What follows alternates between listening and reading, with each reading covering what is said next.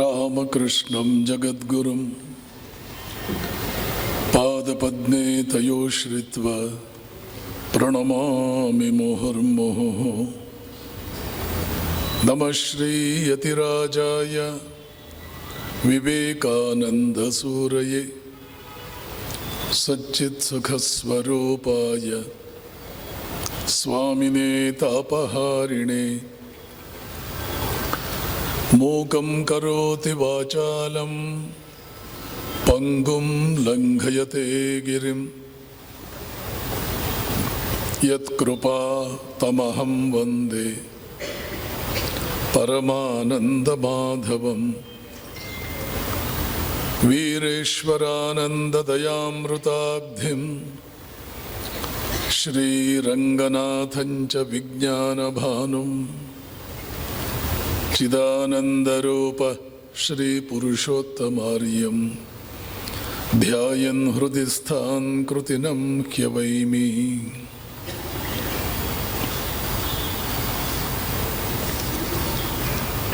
ಎರಡು 2026 ಬಾಸ್ ಕಡಿಮೆ ಮಾಡು ಬಾಸ್. ಈ ಬಳ್ಳಾರಿ ನಗರದಲ್ಲಿ ನಡೀತಾ ಇರತಕ್ಕಂಥ ವಿವೇಕ ಮಂಟಪ ಉಪನ್ಯಾಸ ಮಾಲಿಕೆಯಲ್ಲಿ 2ನೇ ದಿನದ ಉಪನ್ಯಾಸಕ್ಕೆ ಪ್ರವೇಶ ಮಾಡ್ತಾ ಇದ್ದೇವೆ. ವೇದಿಕೆ ಮೇಲೆ ಆಸೀನರಿದ್ದು ಎಷ್ಟು ಹೊತ್ತು ಬಹಳ ಸುಶ್ರಾವ್ಯವಾಗಿ ಸುಮಧುರವಾಗಿ ಭಜನೆಗಳನ್ನು ಹಾಡಿ ನಿಮ್ಮೆಲ್ಲರ ಮನಸ್ಸನ್ನು ಮೇಲಕ್ಕೆ ಎತ್ತಿರ್ತಕ್ಕಂಥ ಪ್ರಿಯ ಸೋದರ ಸ್ವಾಮಿ ಸುಮೇಧಾನಂದಜಿ ಅವರ ಜೊತೆಗೆ ತಮ್ಮ ದನಿಯನ್ನು ಕೂಡಿಸಿ ಆ ಭಜನೆಗೆ ಮತ್ತಷ್ಟು ಮಾಧುರ್ಯ ಬರುವಂತೆ ಭಾವ ಬರುವಂತೆ ಕಾರ್ಯಕ್ರಮಕ್ಕೆ ಮೆರುಗನ್ನು ಕೊಟ್ಟಂಥ ಸೋದರ ಶ್ರೀ ಬುದ್ಧಿಯೋಗಾನಂದಜಿ ಬಲಭಾಗದಲ್ಲಿ ಕುಳಿತಿದ್ದರು ಅತಿಥಿ ಗಣ್ಯರು. ಪಕ್ಕದಲ್ಲೇ ಇದ್ದವರು ಸೋದರಿ ಡಾಕ್ಟರ್ ಆರ್ ಶಿಲ್ಪಶ್ರೀ, ಆರ್ಥಿಕ ತಜ್ಞರು, ಬಳ್ಳಾರಿ. ಸೋದರಿಯವರೇ, ಅವರ ಪಕ್ಕದಲ್ಲಿ ಕುಳಿತಿದ್ದಂತಹ ಶ್ರೀ ಪ್ರಭು ಬಂಗಾರಿರವರೇ, ಕಾರ್ಯಕ್ರಮವನ್ನು ಬಹಳ ಚೆನ್ನಾಗಿ ನಿರೂಪಣೆ ಮಾಡಿದಂಥ ಶ್ರೀ ರಾಜಶೇಖರ್ ಅವರೇ, ಆಸೀನರಾಗಿ ಈಗ ಕೆಳಗೆ ಆಸೀನರಾಗಿರ್ತಕ್ಕಂಥ ಶ್ರೀ ಶ್ರೀಧರ್ ಪಾರ್ಥಸಾರ್ಥಿ ಅವರೇ, ಈ ಭಾಗದಲ್ಲಿ ಕುಳಿತಿದ್ದಂತಹ ಮಾನ್ಯರಾದ ಶ್ರೀ ಎಂ ಜೆ ಗೌಡರವರೇ, ಅಧ್ಯಕ್ಷರು ವಿವೇಕ ಮಂಟಪ ಡಾಕ್ಟರ್ ಜಿ ಆರ್ ವಸ್ತ್ರದ್ರವರೇ, ಆ ಭಾಗದಲ್ಲಿ ಕೊನೆಯಲ್ಲಿ ಕುಳಿತಿದ್ದಂಥ ಡಾಕ್ಟರ್ ಕೃಷ್ಣ ಅವರೇ, ಇನ್ನು ಬಳ್ಳಾರಿಯ ಎಲ್ಲ ಗಣ್ಯರೇ, ಮಾನ್ಯರೇ, ಆಧ್ಯಾತ್ಮಿಕ ಬಂಧುಗಳೇ, ತಾಯಂದಿರೇ, ನರೇಂದ್ರ ಯಾರು ಎನ್ನುವುದನ್ನು ರಾಮಕೃಷ್ಣರು ಕಂಡುಕೊಂಡರು. ರಾಮಕೃಷ್ಣರು ಯಾರು ಅದನ್ನು ನಾವು ಕಂಡುಕೋಬೇಕು. ರಾಮಕೃಷ್ಣರು ಯಾರು, ಅವರು ಯಾಕೆ ನರೇಂದ್ರನನ್ನು ಕರೆದುಕೊಂಡು ಬಂದರು, ಅವತಾರಗಳ ಚರಿತ್ರೆಯನ್ನು ನಾವು ನೋಡಿದರೆ ಶ್ರೀರಾಮಕೃಷ್ಣರಷ್ಟು ತಪಸ್ಸು ಮತ್ತಾವ ಅವತಾರವೂ ಮಾಡಲಿಲ್ಲ. ಇದು ನಮಗೆ ದಾಖಲೆ ಸಿಗುತ್ತೆ. ಭೂಲೋಕ ಇಲ್ಲಿವರೆಗೆ ಅಂಥ ತಪಸ್ಸನ್ನು ಕಂಡಿರಲಿಲ್ಲ. ಹಾಳೆಯಿಂದ ಮಾಡಿದೆಯೋ ಏನೋ ಅವರ ಶರೀರ ಅನ್ನುವಷ್ಟು ಹಗುರವಾಗಿತ್ತು ಅವರ ಶರೀರ. ಕುಳಿತಿದ್ದ ರಾಮಕೃಷ್ಣರು ಅವರ ಚಿತ್ರ ತೆಗಿಬೇಕು, ಅವರ ಫೋಟೋ ತೆಗಿಬೇಕು ಅಂತ ನರೇಂದ್ರ ಒಂದು ಸಲ ವ್ಯವಸ್ಥೆ ಮಾಡಿ ಫೋಟೋಗ್ರಾಫರ್ನನ್ನು ಕರ್ಕೊಂಡು ಬಂದಿದ್ದ. ಆ ಫೋಟೋಗ್ರಾಫರ್ನನ್ನು ನೋಡಿಯೇ ರಾಮಕೃಷ್ಣರು ಸಮಾಧಿಸ್ಥರಾಗ್ಬಿಟ್ರು. ಇವತ್ತು ನಾವಲ್ಲಿ ನೋಡ್ತಿದ್ದೀವಲ್ಲ ಫೋಟೋ, ಅದೇ ಏನನ್ನು ಕಂಡ್ರೂ ಶ್ರೀರಾಮಕೃಷ್ಣರಿಗೆ ಸಮಾಧಿ ಬಂದ್ಬಿಡ್ತಿತ್ತು. ಸ್ವಲ್ಪ ತಲೆ ಪಕ್ಕಕ್ಕೆ ವಾಲಿದಂತೆ ಕಾಣ್ತಿತ್ತು ನರೇಂದ್ರನಿಗೆ. ಫೋಟೋಗ್ರಾಫರ್ನಿಗೆ ಹೇಳಿ ಸ್ವಲ್ಪ ಇರು ಅಂತ ಬಂದು, ಆ ಸಂದರ್ಭದಲ್ಲಿ ಯಾರಂದರೆ ಅವರು ರಾಮಕೃಷ್ಣರನ್ನು ಮುಟ್ಟುವ ಹಾಗಿಲ್ಲ. ಹಿಂದಿನ ಜನ್ಮಗಳಲ್ಲಿ ಮಹಾ ತಪಸ್ವಿಗಳಾಗಿದ್ದವರು, ಈ ಜನ್ಮದಲ್ಲಿ ಪರಮ ಪವಿತ್ರವಾದ ಜೀವನ ಮಾಡ್ತಾ ಇದ್ದ ಕೆಲವರಿಗೆ ಮಾತ್ರವೇ ರಾಮಕೃಷ್ಣರು ಸಮಾಧಿಯ ಕಾಲದಲ್ಲಿ ಮುಟ್ಟುವುದಕ್ಕೆ ಅನುಮತಿ ಕೊಟ್ಟಿದ್ದರು. ಸ್ವಲ್ಪ ತಲೆ ಆ ಕಡೆ ವಾಲಿದ್ದನ್ನು ನೋಡಿ ಇರು ಅಂತ ಹೇಳಿ ನರೇಂದ್ರ ಆ ತಲೆ ಸರಿಪಡಿಸೋಣ ಅಂತ ಸುಮ್ಮನೆ ಮುಟ್ಟಿದ್ದೇ ತಡ ಇಡೀ ಶರೀರ ಪಕ್ಕಕ್ಕೆ ವಾಲಿಬಿಡ್ತು. ಆಮೇಲೆ ನರೇಂದ್ರ ಹೇಳ್ತಾನೆ, ಹಾಳೆಯಂತೆ ಇತ್ತು ಅವರ ಶರೀರ. ಹಾಳೆ, ಒಂದು ಹಾಳೆಯೇ ರಾಮಕೃಷ್ಣರು ಕೂತ್ಕೊಂಡ್ರೆ ಯಾವ ಒಂದು ಚಿತ್ರ ಬರುತ್ತೋ ತಕ್ಕಂತೆ ಕತ್ತರಿಸ್ಬಿಟ್ರೆ, ಒಂದು ಹಾಳೆನ ಹಾಗೆ ನೇರವಾಗಿಟ್ರೆ ಎಷ್ಟಿರಬಹುದು ಭಾರ ಅದಕ್ಕೆ. ಹಾಗೆ ಅದು ಏನೇನಾಗಿ ಹೋಯಿತು ಅವರ ಶರೀರದಲ್ಲಿ. ನಮ್ಮ ಹಾಗೆ ಅವರು ಊಟ ಮಾಡ್ತಿರಲಿಲ್ಲ. ಭಕ್ತೆಯೊಬ್ಬಳು ನಿಸ್ತಾರಿಣಿ ದೇವಿ, ಜಗನ್ಮಾತೆಯ ಅಂಶ ಅವಳು. ಮುಂದೆ ರಾಮಕೃಷ್ಣರು ಹೇಳ್ತಾರೆ, ಶಾರದಾ ಮಾತೆಯನ್ನು ಹೇಳ್ತಾರೆ, ಜಗನ್ಮಾತೆಯ ಅಂಶ ಇವಳು. ಯಾಕೆಂದರೆ ಬೇರೆ ಪುರಿ ಜಗನ್ನಾಥ ದೇವಸ್ಥಾನಕ್ಕೆ ಹೋದರೆ ಅಲ್ಲಿ ಅವಳಿಗೊಂದು ದಿವ್ಯವಾದ ದರ್ಶನವಾಗುತ್ತೆ, ಇನ್ನು ಏನೇನೋ ಆಗುತ್ತೆ ಅವಳಿಗೆ. ಅವಳ ಒಬ್ಬ ಮಗನನ್ನೇ ರಾಮಕೃಷ್ಣಾಶ್ರಮಕ್ಕೆ ಸನ್ಯಾಸಿಯಾಗಿ ಕೊಡ್ತಾಳೆ. ಹೊಟ್ಟೆಯಲ್ಲಿ ಇಟ್ಕೊಂಡಿದ್ದಾಗಲೇ ಮಗುವನ್ನು ರಾಮಕೃಷ್ಣಗೆ ಹೇಳ್ತಾಳೆ, ಹೆಣ್ಣಾಗಲಿ ಗಂಡಾಗಲಿ ಅದು ನಿಮಗೆ ಸಮರ್ಪಿತ, ಗಂಡಾಗುತ್ತೆ. ಹಸಿ ಬಾಣಂತಿ ಆ ಮಗುವನ್ನು ತಂದಾಗಲೂ ರಾಮಕೃಷ್ಣರು ದಕ್ಷಿಣೇಶ್ವರದಲ್ಲಿ ಸಮಾಧಿ ಸ್ಥಿತಿಯಲ್ಲಿದ್ದರು. ನಿಸ್ತಾರಣೆ, ಏನು ತಂದೆ ನನಗೆ, ನೋಡಿ ಇದನ್ನೇ ತಂದಿದ್ದೀನಿ ಅಂತ ಮಗುವನ್ನು ಅವರ ಪಾದಗಳ ಮೇಲೆ ಇಟ್ಲು. ಹಾಗೆಯೇ ರಾಮಕೃಷ್ಣ ಅದನ್ನು ನೋಡಿ, ಇಟ್ಕೋ, ಕಾಲ ಬಂದಾಗ ತಗೊಳ್ತೇನೆ.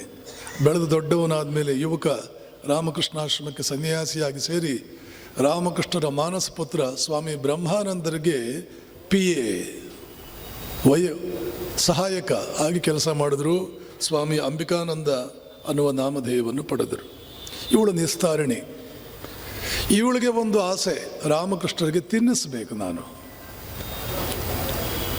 ಮಗುವಿನಂತೆ ಇದ್ದಂಥವರವರು ಎಷ್ಟೋ ಸಂದರ್ಭಗಳಲ್ಲಿ ಮೈ ಮೇಲೆ ಇಟ್ಕೊಂಡಿದ್ದಂತಹ ಬಟ್ಟೆ ಜಾರಿ ಹೋಗಿಬಿಡ್ತಿತ್ತು ಅವ್ರು. ಯಾಕೆ? ಶರೀರ ಪ್ರಜ್ಞೆ ಇದ್ದರೆ ಮೈ ಮೇಲೆ ಬಟ್ಟೆ ಬರೋದು. ಶರೀರ ಪ್ರಜ್ಞೆ ಇಲ್ಲ ಅಂದರೆ ಮೈ ಮೇಲೆ ಬಟ್ಟೆ ನಿಲ್ಲೋದಿಲ್ಲ. ಬ್ರಹ್ಮಜ್ಞಾನಿ ಬಹಳಷ್ಟು ಕಾಲ ದಿಗಂಬರನೇ. ಆಚಾರ್ಯ ಶಂಕರರು ಬ್ರಹ್ಮಜ್ಞಾನಿಯ ಲಕ್ಷಣಗಳನ್ನು ಹೇಳ್ತಾ ಮೊದಲನೇ ಲಕ್ಷಣ ಹೇಳೋದೇ ದಿಗಂಬರೋವ. ದಿಗಂಬರೋವ ಅಪಿ ಸಾಂಬರೋವ ತ್ವಗಂಬರೋವ ಅತಿ ಚಿದಂಬರಸ್ಥ ಉನ್ಮತ್ತವತ್ವ ಅಪಿ ಚ ಬಾಲವತ್ವ. ಬಾಲಕನಂತೆ, 2 ವರ್ಷದ ಬಾಲಕನಂತೆ ಇರ್ತಾರೆ. ಪಿಶಾಚವತ್ವ ಅಪಿ ಚರತಿ ಅವನ್ಯ. ಕೆಲವು ಸಲ ಕೂದಲೆಲ್ಲ ಕೆದರುಕೊಂಡು ಒಂದೇ ಕಡೆ ನೋಡ್ತಾ ಭಯಂಕರವಾಗಿ ಪಿಶಾಚಿಯಂತೆಯೂ ಕಾಣ್ತಾರೆ. ಹಾಗಿದ್ದ ಒಬ್ಬ ಬ್ರಹ್ಮಜ್ಞಾನಿ ದಕ್ಷಿಣೇಶ್ವರಕ್ಕೆ ಬಂದಿದ್ದ. ಎಂಥ ಪಿಶಾಚಿಯಂತೆ ಇದ್ದ ಅವನು ಅಂತಂದರೆ, ಅಲ್ಲಿ ಸಾಧುಗಳಿಗೆ ಒಂದು ಸಾಲಿದೆ. ಊಟ ಮಧ್ಯಾಹ್ನ ಪ್ರಸಾದ ಕೊಡೋದಕ್ಕೆ ದಕ್ಷಿಣೇಶ್ವರ ದೇವಸ್ಥಾನದಲ್ಲಿ ಬಂದ ಸಾಧುಗಳಿಗೆ ಪ್ರಸಾದ ಕೊಡೋದಕ್ಕೆ ಒಂದು ಸಾಲು, ಭಿಕ್ಷುಕರಿಗೆ ಪ್ರಸಾದ ಕೊಡುವುದಕ್ಕೆ ಒಂದು ಸಾಲು. ಈ ಬ್ರಹ್ಮಜ್ಞಾನಿ ಸಾಧುಗಳ ಸಾಲಿನಲ್ಲಿ ಕೂತ್ಕೊಳ್ಳೋಣ ಅಂತ ಬಂದರೆ ಓಡಿಸ್ಬಿಟ್ರು ಅಲ್ಲಿಂದ. ಅವರು ಭಿಕ್ಷುಕರ ಸಾಲಿನಲ್ಲಿ ಕೂತ್ಕೊಳ್ಳೋಣ ಅಂತ ಬಂದರೆ ಅವರು ಅಲ್ಲಿಂದ ಓಡಿಸ್ಬಿಟ್ರು. ಅವನೇನು ಬೇಜಾರು ಮಾಡಿಕೊಳ್ಳಿಲ್ಲ, ಹೊರಗಡೆ ಹೋಗಿ ಕೂತ. ಇವರೆಲ್ಲ ಊಟ ಮಾಡಿ ಎಂಜಿಲಲ್ಲಿ ಅಲ್ಲಿ ಹಾಕ್ತಾ ಇದ್ದರೆ ಅದನ್ನು ತಿನ್ನೋದಕ್ಕೆ ನಾಯಿಗಳು ಬಂದರೆ ಆ ನಾಯಿಗಳ ಜೊತೆ ಅದನ್ನು ಅವನು ತಿಂದು ನಾಯಿಗಳಿಗೆ ಬಿಡೋದು, ಆಮೇಲೆ ಎಳ್ಕೊಳ್ಳೋದು, ತಾನು ಸ್ವಲ್ಪ ತಿನ್ನೋದು, ಹೀಗೆ ಹೊಟ್ಟೆ ತುಂಬಿಸ್ಕೊಂಡು ಆ ಕಡೆ ಹೋದ. ತಕ್ಷಣ ರಾಮಕೃಷ್ಣ ಗುರುತಿಡಿದುಬಿಟ್ರು, ಇವನು ಬ್ರಹ್ಮಜ್ಞಾನಿ ಪಿಶಾಚಿ ಅವಸ್ಥೆಯಲ್ಲಿ ಇದ್ದಾನೆ. ಹೃದಯ ಒಬ್ಬ ಬ್ರಹ್ಮಜ್ಞಾನಿ ಬಂದಿದ್ದಾನೆ ನೋಡು ಬಾ. ಅವರ ಸೋದರಳಿ ಆ ಹೃದಯ ಓಡಿ ಬಂದ, ನೋಡು ಇವನು ಬ್ರಹ್ಮಜ್ಞಾನಿ, ಪಿಶಾಚಿ ಅವಸ್ಥೆ. ಅಯ್ಯೋ ನನಗೂ ಬ್ರಹ್ಮಜ್ಞಾನ ಆಗಿದೆ, ನನಗೂ ಈ ಅವಸ್ಥೆ ಬಂದುಬಿಟ್ರೆ ಗತಿ ಏನಪ್ಪ ಅಂತ ಒಂದು ಕ್ಷಣಕ್ಕೆ ಭಯಭೀತರಾದರು. ದಿಗಂಬರೋವ ಅಪಿ ಸಾಂಬರೋವ ತ್ವಗಂಬರೋವ. ತ್ವಗಂಬರ ಅಂದರೆ ಚರ್ಮವೇ ಬಟ್ಟೆ, ದಿಕ್ಕುಗಳೇ ಬಟ್ಟೆ, ಬೇರೆ ಬಟ್ಟೆನೇ ಇಲ್ಲ. ಅಂಬರ ಅಂದರೆ ಬಟ್ಟೆ, ದಿಕ್ ಅಂಬರ ದಿಗಂಬರ ಜಸ್ತ್ವಸಂಧಿ ಸಂಸ್ಕೃತದಲ್ಲಿ. ಕೆಲವು ಸಲ ಬಟ್ಟೆ ಹಾಕ್ಕೊಳ್ತಾನೆ, ಚೆನ್ನಾಗಿ ಬಟ್ಟೆ ಹಾಕ್ಕೊಳ್ತಾನೆ. ತ್ವಗಂಬರೋವ ಅಪಿ ಚಿದಂಬರಸ್ಥಃ. ಚಿತ್ತಂಬರ ಜ್ಞಾನವನ್ನೇ ಬಟ್ಟೆಯಾಗಿ ಉಳ್ಳವನು. ಉನ್ಮತ್ತವತ್ವಾಪಿಚ ಬಾಲವತ್ವ, ಅಳುತ್ತಾನೆ, ನಗುತ್ತಾ ಇದ್ದು ಬಿಡ್ತಾನೆ, ಅಳ್ತಾ ಇರ್ತಾನೆ, ಕಣ್ಣೀರು ಸುರಿತಾ ಇರುತ್ತೆ. ಇವನು ಉನ್ಮತ್ತಾವಸ್ಥೆ. ಬಾಲವತ್ವ, ಬಾಲಕನಂತೆ ಶ್ರೀರಾಮಕೃಷ್ಣರು ಬಾಲಕನಂತೆ ಇರ್ತಿದ್ರು. ಮೈ ಮೇಲೆ ಬಟ್ಟೆನೇ ಇಲ್ಲ. ಎಷ್ಟೋ ಸಲ ಸ್ತ್ರೀಯರು ಮುಂದ್ಗಡೆ ಇರ್ತಿದ್ರು. ಆವಾಗ ಆ ಸ್ತ್ರೀಯರು ಹೇಳ್ತಿದ್ರು, ನೀವು ನಗ್ನರಾಗಿದ್ದರೆ ನಮಗೆ ನಾಚಿಕೆಯೇ ಆಗಲ್ಲ, ಮಗು ಥರ ಇರ್ತೀರಿ ನೀವು. ನಿಮ್ಮನ್ನು ನೋಡಿದ್ರೆ, ಹೇಗೆ ಶುಕ ಮಹರ್ಷಿಗಳನ್ನು ನೋಡಿದರೆ ಸ್ತ್ರೀಯರಿಗೆ ನಾಚಿಕೆಯೇ ಆಗ್ತಿರಲಿಲ್ಲ. ವೇದವ್ಯಾಸನ ಮಗ ಹುಟ್ಟ ಬ್ರಹ್ಮಜ್ಞಾನಿ ಶುಕ ಮಹರ್ಷಿ, ಅವನನ್ನು ನೋಡಿದರೇನೆ ಯಾರಿಗೂ ನಾಚಿಕೆ ಆಗ್ತಿರಲಿಲ್ಲ, ಸ್ತ್ರೀಯರಿಗೂ ಕೂಡ ನಗ್ನನಾಗಿದ್ದರು. ಹಾಗೆಯೇ ರಾಮಕೃಷ್ಣರು ಈ ಬಾಲ ಅವಸ್ಥೆಯಲ್ಲಿದ್ದಂಥ ರಾಮಕೃಷ್ಣರಿಗೆ ಊಟ ಮಾಡಿಸಬೇಕು ಅಂತ ನಿಸ್ತಾರಣಿ ದೇವಿ ಇವಳಿಗೆ ಒಂದ್ಸಲ ಆಸೆಯಾಯಿತು. ಠಾಕೂರ್ ಹೇಗಿದ್ದರು, ಮನೆಗೆ ಬಂದಿದ್ದೀರಿ, ಅವತ್ತೊಂದು ಪುಟ್ಟ ಕಾರ್ಯಕ್ರಮ, ಸತ್ಸಂಗ ಕಾರ್ಯಕ್ರಮ, ನಿಮಗೆ ಊಟ ಮಾಡಿಸಲ, ಎಷ್ಟೋ ದಿನಗಳಿಂದ ಕೇಳ್ತಿದ್ಲು. ಆಯಿತು, ಇವತ್ತೊಂದು ಸಂದರ್ಭ ಬಂದಿದೆ. ರಾಮಕೃಷ್ಣರು ಸಾಮಾನ್ಯವಾಗಿ ಊಟ ತಗೊಳ್ಳುವಾಗ ಒಬ್ಬರೇ ತಗೊಳ್ಳೋದು. ವಿವೇಕಾನಂದರು ಹಾಗೆ, ರಾಮಕೃಷ್ಣರು ಹಾಗೆ. ಕೆಲವೊಮ್ಮೆ ಎಲ್ಲರ ನಡುವೆ ದೇವರ ಕೋಣೆಯಲ್ಲಿ ಒಂದು ವ್ಯವಸ್ಥೆ ಮಾಡು. ಸರಿ, ನಿಸ್ತಾರಣಿ ದೇವಿ ದೇವರ ಕೋಣೆಯಲ್ಲಿ ವ್ಯವಸ್ಥೆ ಮಾಡಿ ರಾಮಕೃಷ್ಣರಿಗೆ ಊಟ ಬಡಿಸಿ ಎಲ್ಲ ಅವ್ರದ್ದು ಏನೇನಿರುತ್ತೋ ಅದೆಲ್ಲ ಕಲಿಸ್ಕೊಂಡು ಬಂದು ರಾಮಕೃಷ್ಣರು ಬಾಯಿ ತೆಗಿತಾರೆ. ಒಳಗಡೆಯಿಂದ ಹಾವಿನ ಹೆಡೆ ಕಾಣುತ್ತೆ. ಅವಾಕ್ಕಾಗ್ತಾಳೆ. ಠಾಕೂರ್, ಏನಿದು? ಅಯ್ಯೋ, ಅದು ಕುಂಡಿಲಿನಿ ಸರ್ಪ. ನಾನು ಊಟ ಮಾಡೋದು ಹಾಗೆಯೇ. ಕುಂಡಿಲಿನಿ ಸರ್ಪರೂಪದಲ್ಲಿ ಬಂದು ಕೆಲವು ಸಲ ಮೂಸಿ ನೋಡಿ, ಕೆಲವು ಸಲ ಬಾಯಿಗೆ ಹಾಕ್ಕೊಂಡು ಆಹಾರವನ್ನು ಸ್ವಲ್ಪ ತಗೊಳ್ಳುತ್ತೆ. ಆದ್ದರಿಂದ ಯಾರಂದರೆ ಅವರು ಅಡುಗೆ ಮಾಡೋ ಹಾಗಿರಲಿಲ್ಲ ರಾಮಕೃಷ್ಣರಿಗೆ. ಶಾರದಾ ಮಾತೆ ಮಾತ್ರ ಇಲ್ಲ, ಆ ಮಟ್ಟದ ಸ್ತ್ರೀಯರು ಮಾತ್ರ. ಯಾರೂ ಅವರ ಊಟವನ್ನು ಮುಟ್ಟುವ ಹಾಗಿರಲಿಲ್ಲ. ಒಂದು ಸಲ ಶೀಲಗೆಟ್ಟ ಹೆಣ್ಣು ಒಬ್ಬಳು, ಅಮ್ಮ ಇವತ್ತು ಠಾಕೂರರಿಗೆ ನಾನು ಅಡುಗೆ ತೊಗೊಂಡು ಹೋಗ್ತೀನಿ ಅಂತ ಶಾರದಾ ಮಾತೆಯನ್ನು ಕೇಳಿ ಕೊಟ್ಟುಬಿಟ್ರು. ಶಾರದಾ ಮಾತೆ ಅವಳು ಅಡುಗೆ ತಂದ್ಲು. ಇವರು 24 ಗಂಟೆ ಸಮಾಧಿ ಅವಸ್ಥೆ. ಅಡುಗೆ ತಂದವರು ಯಾರೋ ಇಟ್ಟವರು ಯಾರೋ ರಾಮಕೃಷ್ಣರಿಗೆ ಗೊತ್ತಿಲ್ಲ. ಮೂಲೆಯಲ್ಲಿ ನೋಡ್ತಾರೆ, ಅಲ್ಲಿ ಊಟ ಇಟ್ಟಿದ್ದಾರೆ, ಹೋಗಿ ಊಟ ಮಾಡಿಬಿಡೋಣ ಅಂತ ಹೋಗಿ ಪಾತ್ರೆಗಳನ್ನೆಲ್ಲ ತೆಗೆದು ಒಂದು ತುತ್ತು ಕಲಸಿ ಬಾಯಲ್ಲಿ ಇಟ್ಕೊಂಡ್ರೆ ಕೆಂಡ ಇಟ್ಕೊಂಡಂತೆ ಆಯಿತು ನಾಲಿಗೆ ಮೇಲೆ, ಕೆಂಡ. ತಕ್ಷಣ ಶಾರದಾ ಮಾತೆಗೆ ಹೇಳಿ ಕಳಿಸಿದರು, ಅಡುಗೆ ಯಾರು ತಂದ್ರು ಇವತ್ತು? ಅದು ಕಲ್ಕತ್ತೆಯಿಂದ ಭಕ್ತಿ ಒಬ್ಬಳು ಬಂದಿದ್ಲು, ಅಮ್ಮ ಇವತ್ತು ಅಡುಗೆ ನಾನು ತೊಗೊಂಡು ಹೋಗ್ತೇನೆ ಅಂತಂದ್ಲು. ಕೊಟ್ಟೆ. ಎಷ್ಟು ಸಲ ಹೇಳಿದ್ದೀನಿ, ಯಾರಂದರೆ ಅವರು ಕೊಡಬೇಡ, ನನ್ನ ಕೈಯಲ್ಲಿ ತಿನ್ನೋದಕ್ಕಾಗಲ್ಲ ಅಂತ. ಕೆಂಡ ಇಟ್ಕೊಂಡಂತೆ ಆಗ್ತಾ ಇದೆ, ನಾನು ಹೇಗೆ ಊಟ ಮಾಡಲಿ? ಯಾಕೆ? ಅವಳು ಅಷ್ಟು ಪವಿತ್ರಳಲ್ಲ, ತಂದವಳು ಅಷ್ಟು ಪವಿತ್ರಳಲ್ಲ. ಆಹಾರ ತೀವ್ರವಾದ ಆಧ್ಯಾತ್ಮಿಕ ಸಾಧನೆ ಮಾಡ್ತಾ ಇರ್ತಕ್ಕಂಥ ವ್ಯಕ್ತಿಗಳು, ದಿನಕ್ಕೆ 4-6 ಗಂಟೆ ಧ್ಯಾನ ಮಾಡುವ ವ್ಯಕ್ತಿಗಳು, ಬ್ರಹ್ಮಚರ್ಯವನ್ನು ಪಾಲನೆ ಮಾಡ್ತಾ ಇರ್ತಕ್ಕಂಥ ವ್ಯಕ್ತಿಗಳು, ಜಪಧ್ಯಾನಾದಿಗಳಲ್ಲಿ ಗಂಭೀರವಾಗಿ ನಿರತರಾದವರು, ಮಾತು ಮತ್ತು ನೋಟ ಇತ್ಯಾದಿಗಳಲ್ಲಿ ಸಾಕಷ್ಟು ನಿಯಂತ್ರಣವನ್ನು ಸಾಧಿಸಿರ್ತಕ್ಕಂಥವರು ಆಹಾರದ ನಿಯಮಗಳನ್ನು ಪಾಲಿಸಬೇಕಾಗುತ್ತೆ. ಕೆಲವೊಮ್ಮೆ ಅವರೇ ಸ್ವಪಾಕ, ಅವರೇ ಅಡುಗೆ ಮಾಡ್ಕೋಬೇಕಾಗುತ್ತೆ ಕೆಲವು ಸಲ. ಇಲ್ಲಾಂದರೆ ಧ್ಯಾನದಿಂದ ಆಗ್ತಾ ಇರೋ ಅನುಭವಗಳು ನಿಂತು ಹೋಗುತ್ತವೆ. ಯಾವ ಅನುಭವಗಳಿಂದ ಮನಸ್ಸು ಆನಂದ ಪಡುತ್ತೋ ಆ ಅನುಭವಗಳು ನಿಂತು ಹೋಗುತ್ತೆ, ಅಶುದ್ಧ ಆಹಾರ ಒಳಗಡೆ ಹೋದರೆ. ಆದ್ದರಿಂದ ಯಾರಂದರೆ ಅವರು ತಂದಿದ್ದು, ಮುಟ್ಟಿದ್ದು, ಯಾರಂದರೆ ಅವರು ಅಡುಗೆ ಮಾಡಿದ್ದು, ಈಗ ಗೊತ್ತಾಗಲ್ಲ ಯಾರು ಅಡುಗೆ ಮಾಡಿದರು, ಯಾರು ತಂದರು. ಆದ್ದರಿಂದ ನಾವು ಏನು ಮಾಡ್ತೀವಿ, ಒಂದು ಮಂತ್ರ ಹೇಳಿಬಿಡ್ತೇವೆ, ಬ್ರಹ್ಮಾರ್ಪಣಂ ಬ್ರಹ್ಮ ಹವಿಹಿ ಬ್ರಹ್ಮಾಗ್ನೌ ಬ್ರಹ್ಮಣಾಹುತಂ ಬ್ರಹ್ಮೈವ ತೇನ ಗಂತವ್ಯಂ ಬ್ರಹ್ಮ ಕರ್ಮ ಸಮಾಧಿನ. ಹಿಂದೂ ಸಂಪ್ರದಾಯದಲ್ಲಿ ತಿನ್ನುವ ಊಟವನ್ನು ಅದಕ್ಕೆ ಶುಚಿ ಮಾಡಿ ಅದನ್ನು ಆಮೇಲೆ ತಿನ್ನೋದು. ಯಾಕೆ ಅಂತಂದರೆ ಯಾರು ಅಡುಗೆ ಮಾಡಿದ್ದಾರೋ, ಯಾರು ತಂದರೂ ಯಾರಿಗೆ ಗೊತ್ತು. ಇದೆಲ್ಲ ಸೂಕ್ಷ್ಮಗಳು. ಧ್ಯಾನ ಜೀವನ ಮಾಡ್ತಾ ಮಾಡ್ತಾ ಮನಸ್ಸು ಬಹಳ ಸೂಕ್ಷ್ಮವಾಗ್ತಾ ಪ್ರಜ್ಞಾಸ್ತರ ವಿಸ್ತಾರಗೊಳ್ತಾ ಕುಂಡಲಿನಿ ಸುಷುಮ್ನಾ ನಾಡಿಯ ಒಳಗಡೆಗೆ ಹೋಗುವುದಕ್ಕೆ ಪ್ರಾರಂಭ ಮಾಡ್ತಾ ಆವಾಗ ಮಾತ್ರವೇ ಗೋಚರಿಸುವ ವಿಚಾರಗಳು. ಯಾರಂದರೆ ಅವರಿಗೆ ಇಲ್ಲಿ ತರ್ಕ ವಾದ ಏನೇನೇನೋ ಬರುತ್ತೆ, ಅದು 3 ಕಾಸಿಗೆ ಪ್ರಯೋಜನಕ್ಕೆ ಬರಲ್ಲ, 3 ಕಾಸಿಗೂ ಪ್ರಯೋಜನಕ್ಕೆ ಬರಲ್ಲ. ಶ್ರೀರಾಮಕೃಷ್ಣರು ಯಾಕೆ ನರೇಂದ್ರನನ್ನು ಕರೆದುಕೊಂಡು ಬಂದರು? 6 ವರ್ಷ 2 ಕಣ್ಣು ರೆಪ್ಪೆ ಒಂದಕ್ಕೊಂದು ಮುಚ್ಚಲಿಲ್ಲ ರಾಮಕೃಷ್ಣರಿಗೆ. ನಿದ್ದೆ ಮಾಡಲಿಲ್ಲ ಅಂತ ಅರ್ಥದಲ್ಲಿ ಹೇಳ್ತಿಲ್ಲ ನಾನು, 2 ಒಂದಕ್ಕೊಂದು ಟಚ್ ಆಗಲಿಲ್ಲ. ಗುಡ್ಡೆಯ ಮೇಲೆ ಬೆರಳಿಟ್ಕೊಂಡ್ರೆ ಒಂದು ಸಲ ಉರಿಯಾಗೋದು, ಇನ್ನೊಂದು ಸಲ ಕಲ್ಲು ಮೇಲೆ ಬೆರಳಿಟ್ಕೊಂಡು ಹಾಗಾಗೋದು. ಸಮಾಧಿ ಸ್ಥಿತಿಯಲ್ಲಿ ಹೃದಯದ ಬಡಿತ ನಿಂತು ಹೋಗ್ಬಿಡುತ್ತೆ ಯಾರಿಗೂ. ಸಮಾಧಿ ಸ್ಥಿತಿಯಲ್ಲಿ ಕೆಲವರೆಲ್ಲ ಹೇಳ್ತಿರ್ತಾರೆ, ನೀವು ಹಾಕಿ ಕೂತ್ಕೊಳ್ಳಿ, ಹೀಗೆ ಪ್ರಾಣಾಯಾಮ ಮಾಡಿ ಸಮಾಧಿ ಸಿಗುತ್ತೆ, ಆವಾಗ ಇದನ್ನೇ ಸಮಾಧಿ ಅಂತ ಕರಿತೀವಿ. ಕೆಲವರು ಹೇಳ್ತಿರ್ತಾರೆ, ಸಮಾಧಿ ಸ್ಥಿತಿಯ ಲಕ್ಷಣವೇ ಹೃದಯದ ಬಡಿತ ನಿಂತು ಹೋಗುತ್ತೆ. ಇವರು ಹೇಳುವ ಸಮಾಧಿಗಳಲ್ಲಿ ಹೃದಯದ ಬಡಿತ ನಿಂತಿದ್ರೆ ಅದು ನಿಜವಾದ ಸಮಾಧಿ. ಇಲ್ಲ ಅಂದರೆ ಅದು ಯಾವುದೋ ಬೇರೆ ಇವರೇ ಮ್ಯಾನುಫ್ಯಾಕ್ಚರ್ ಮಾಡಿರಬೇಕು, ಬ್ರ್ಯಾಂಡ್ ಇವ್ರದೇ. ಕಣ್ಣು ರೆಪ್ಪೆಗಳನ್ನು ತೆರೆದು ಗುಡ್ಡೆಯ ಮೇಲೆ ಬೆರಳಿಟ್ರೆ ಕಲ್ಲಿನಂತೆ ಶವದ ಕಣ್ಣಿನ ಮೇಲೆ, ಶವದ ಗುಡ್ಡೆಯ ಮೇಲೆ ಬೆರಳಿಟ್ರೆ ಹಾಗೆ ಕಲ್ಲಿನಂತೆ ಇರುತ್ತೆ. ಹಾಗೆ ಸಮಾಧಿ ಸ್ಥಿತಿಯಲ್ಲಿ ಕಲ್ಲಿನಂತೆ ಇದು. Science cannot explain all these things.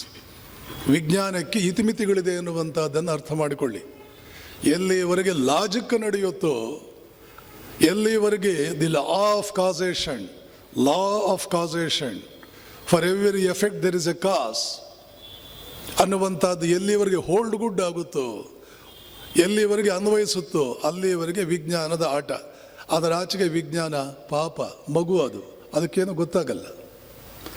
So while you are dealing with lord, while you are dealing with higher levels of human evolution, ಮನುಷ್ಯನ ಉನ್ನತ ಸ್ತರಗಳ ಬಗ್ಗೆ ನಾವು ಮಾತನಾಡುವಾಗ ಅಲ್ಲಿ ವಿಜ್ಞಾನಕ್ಕೆ ಕೆಲಸ ಏನೂ ಇಲ್ಲ.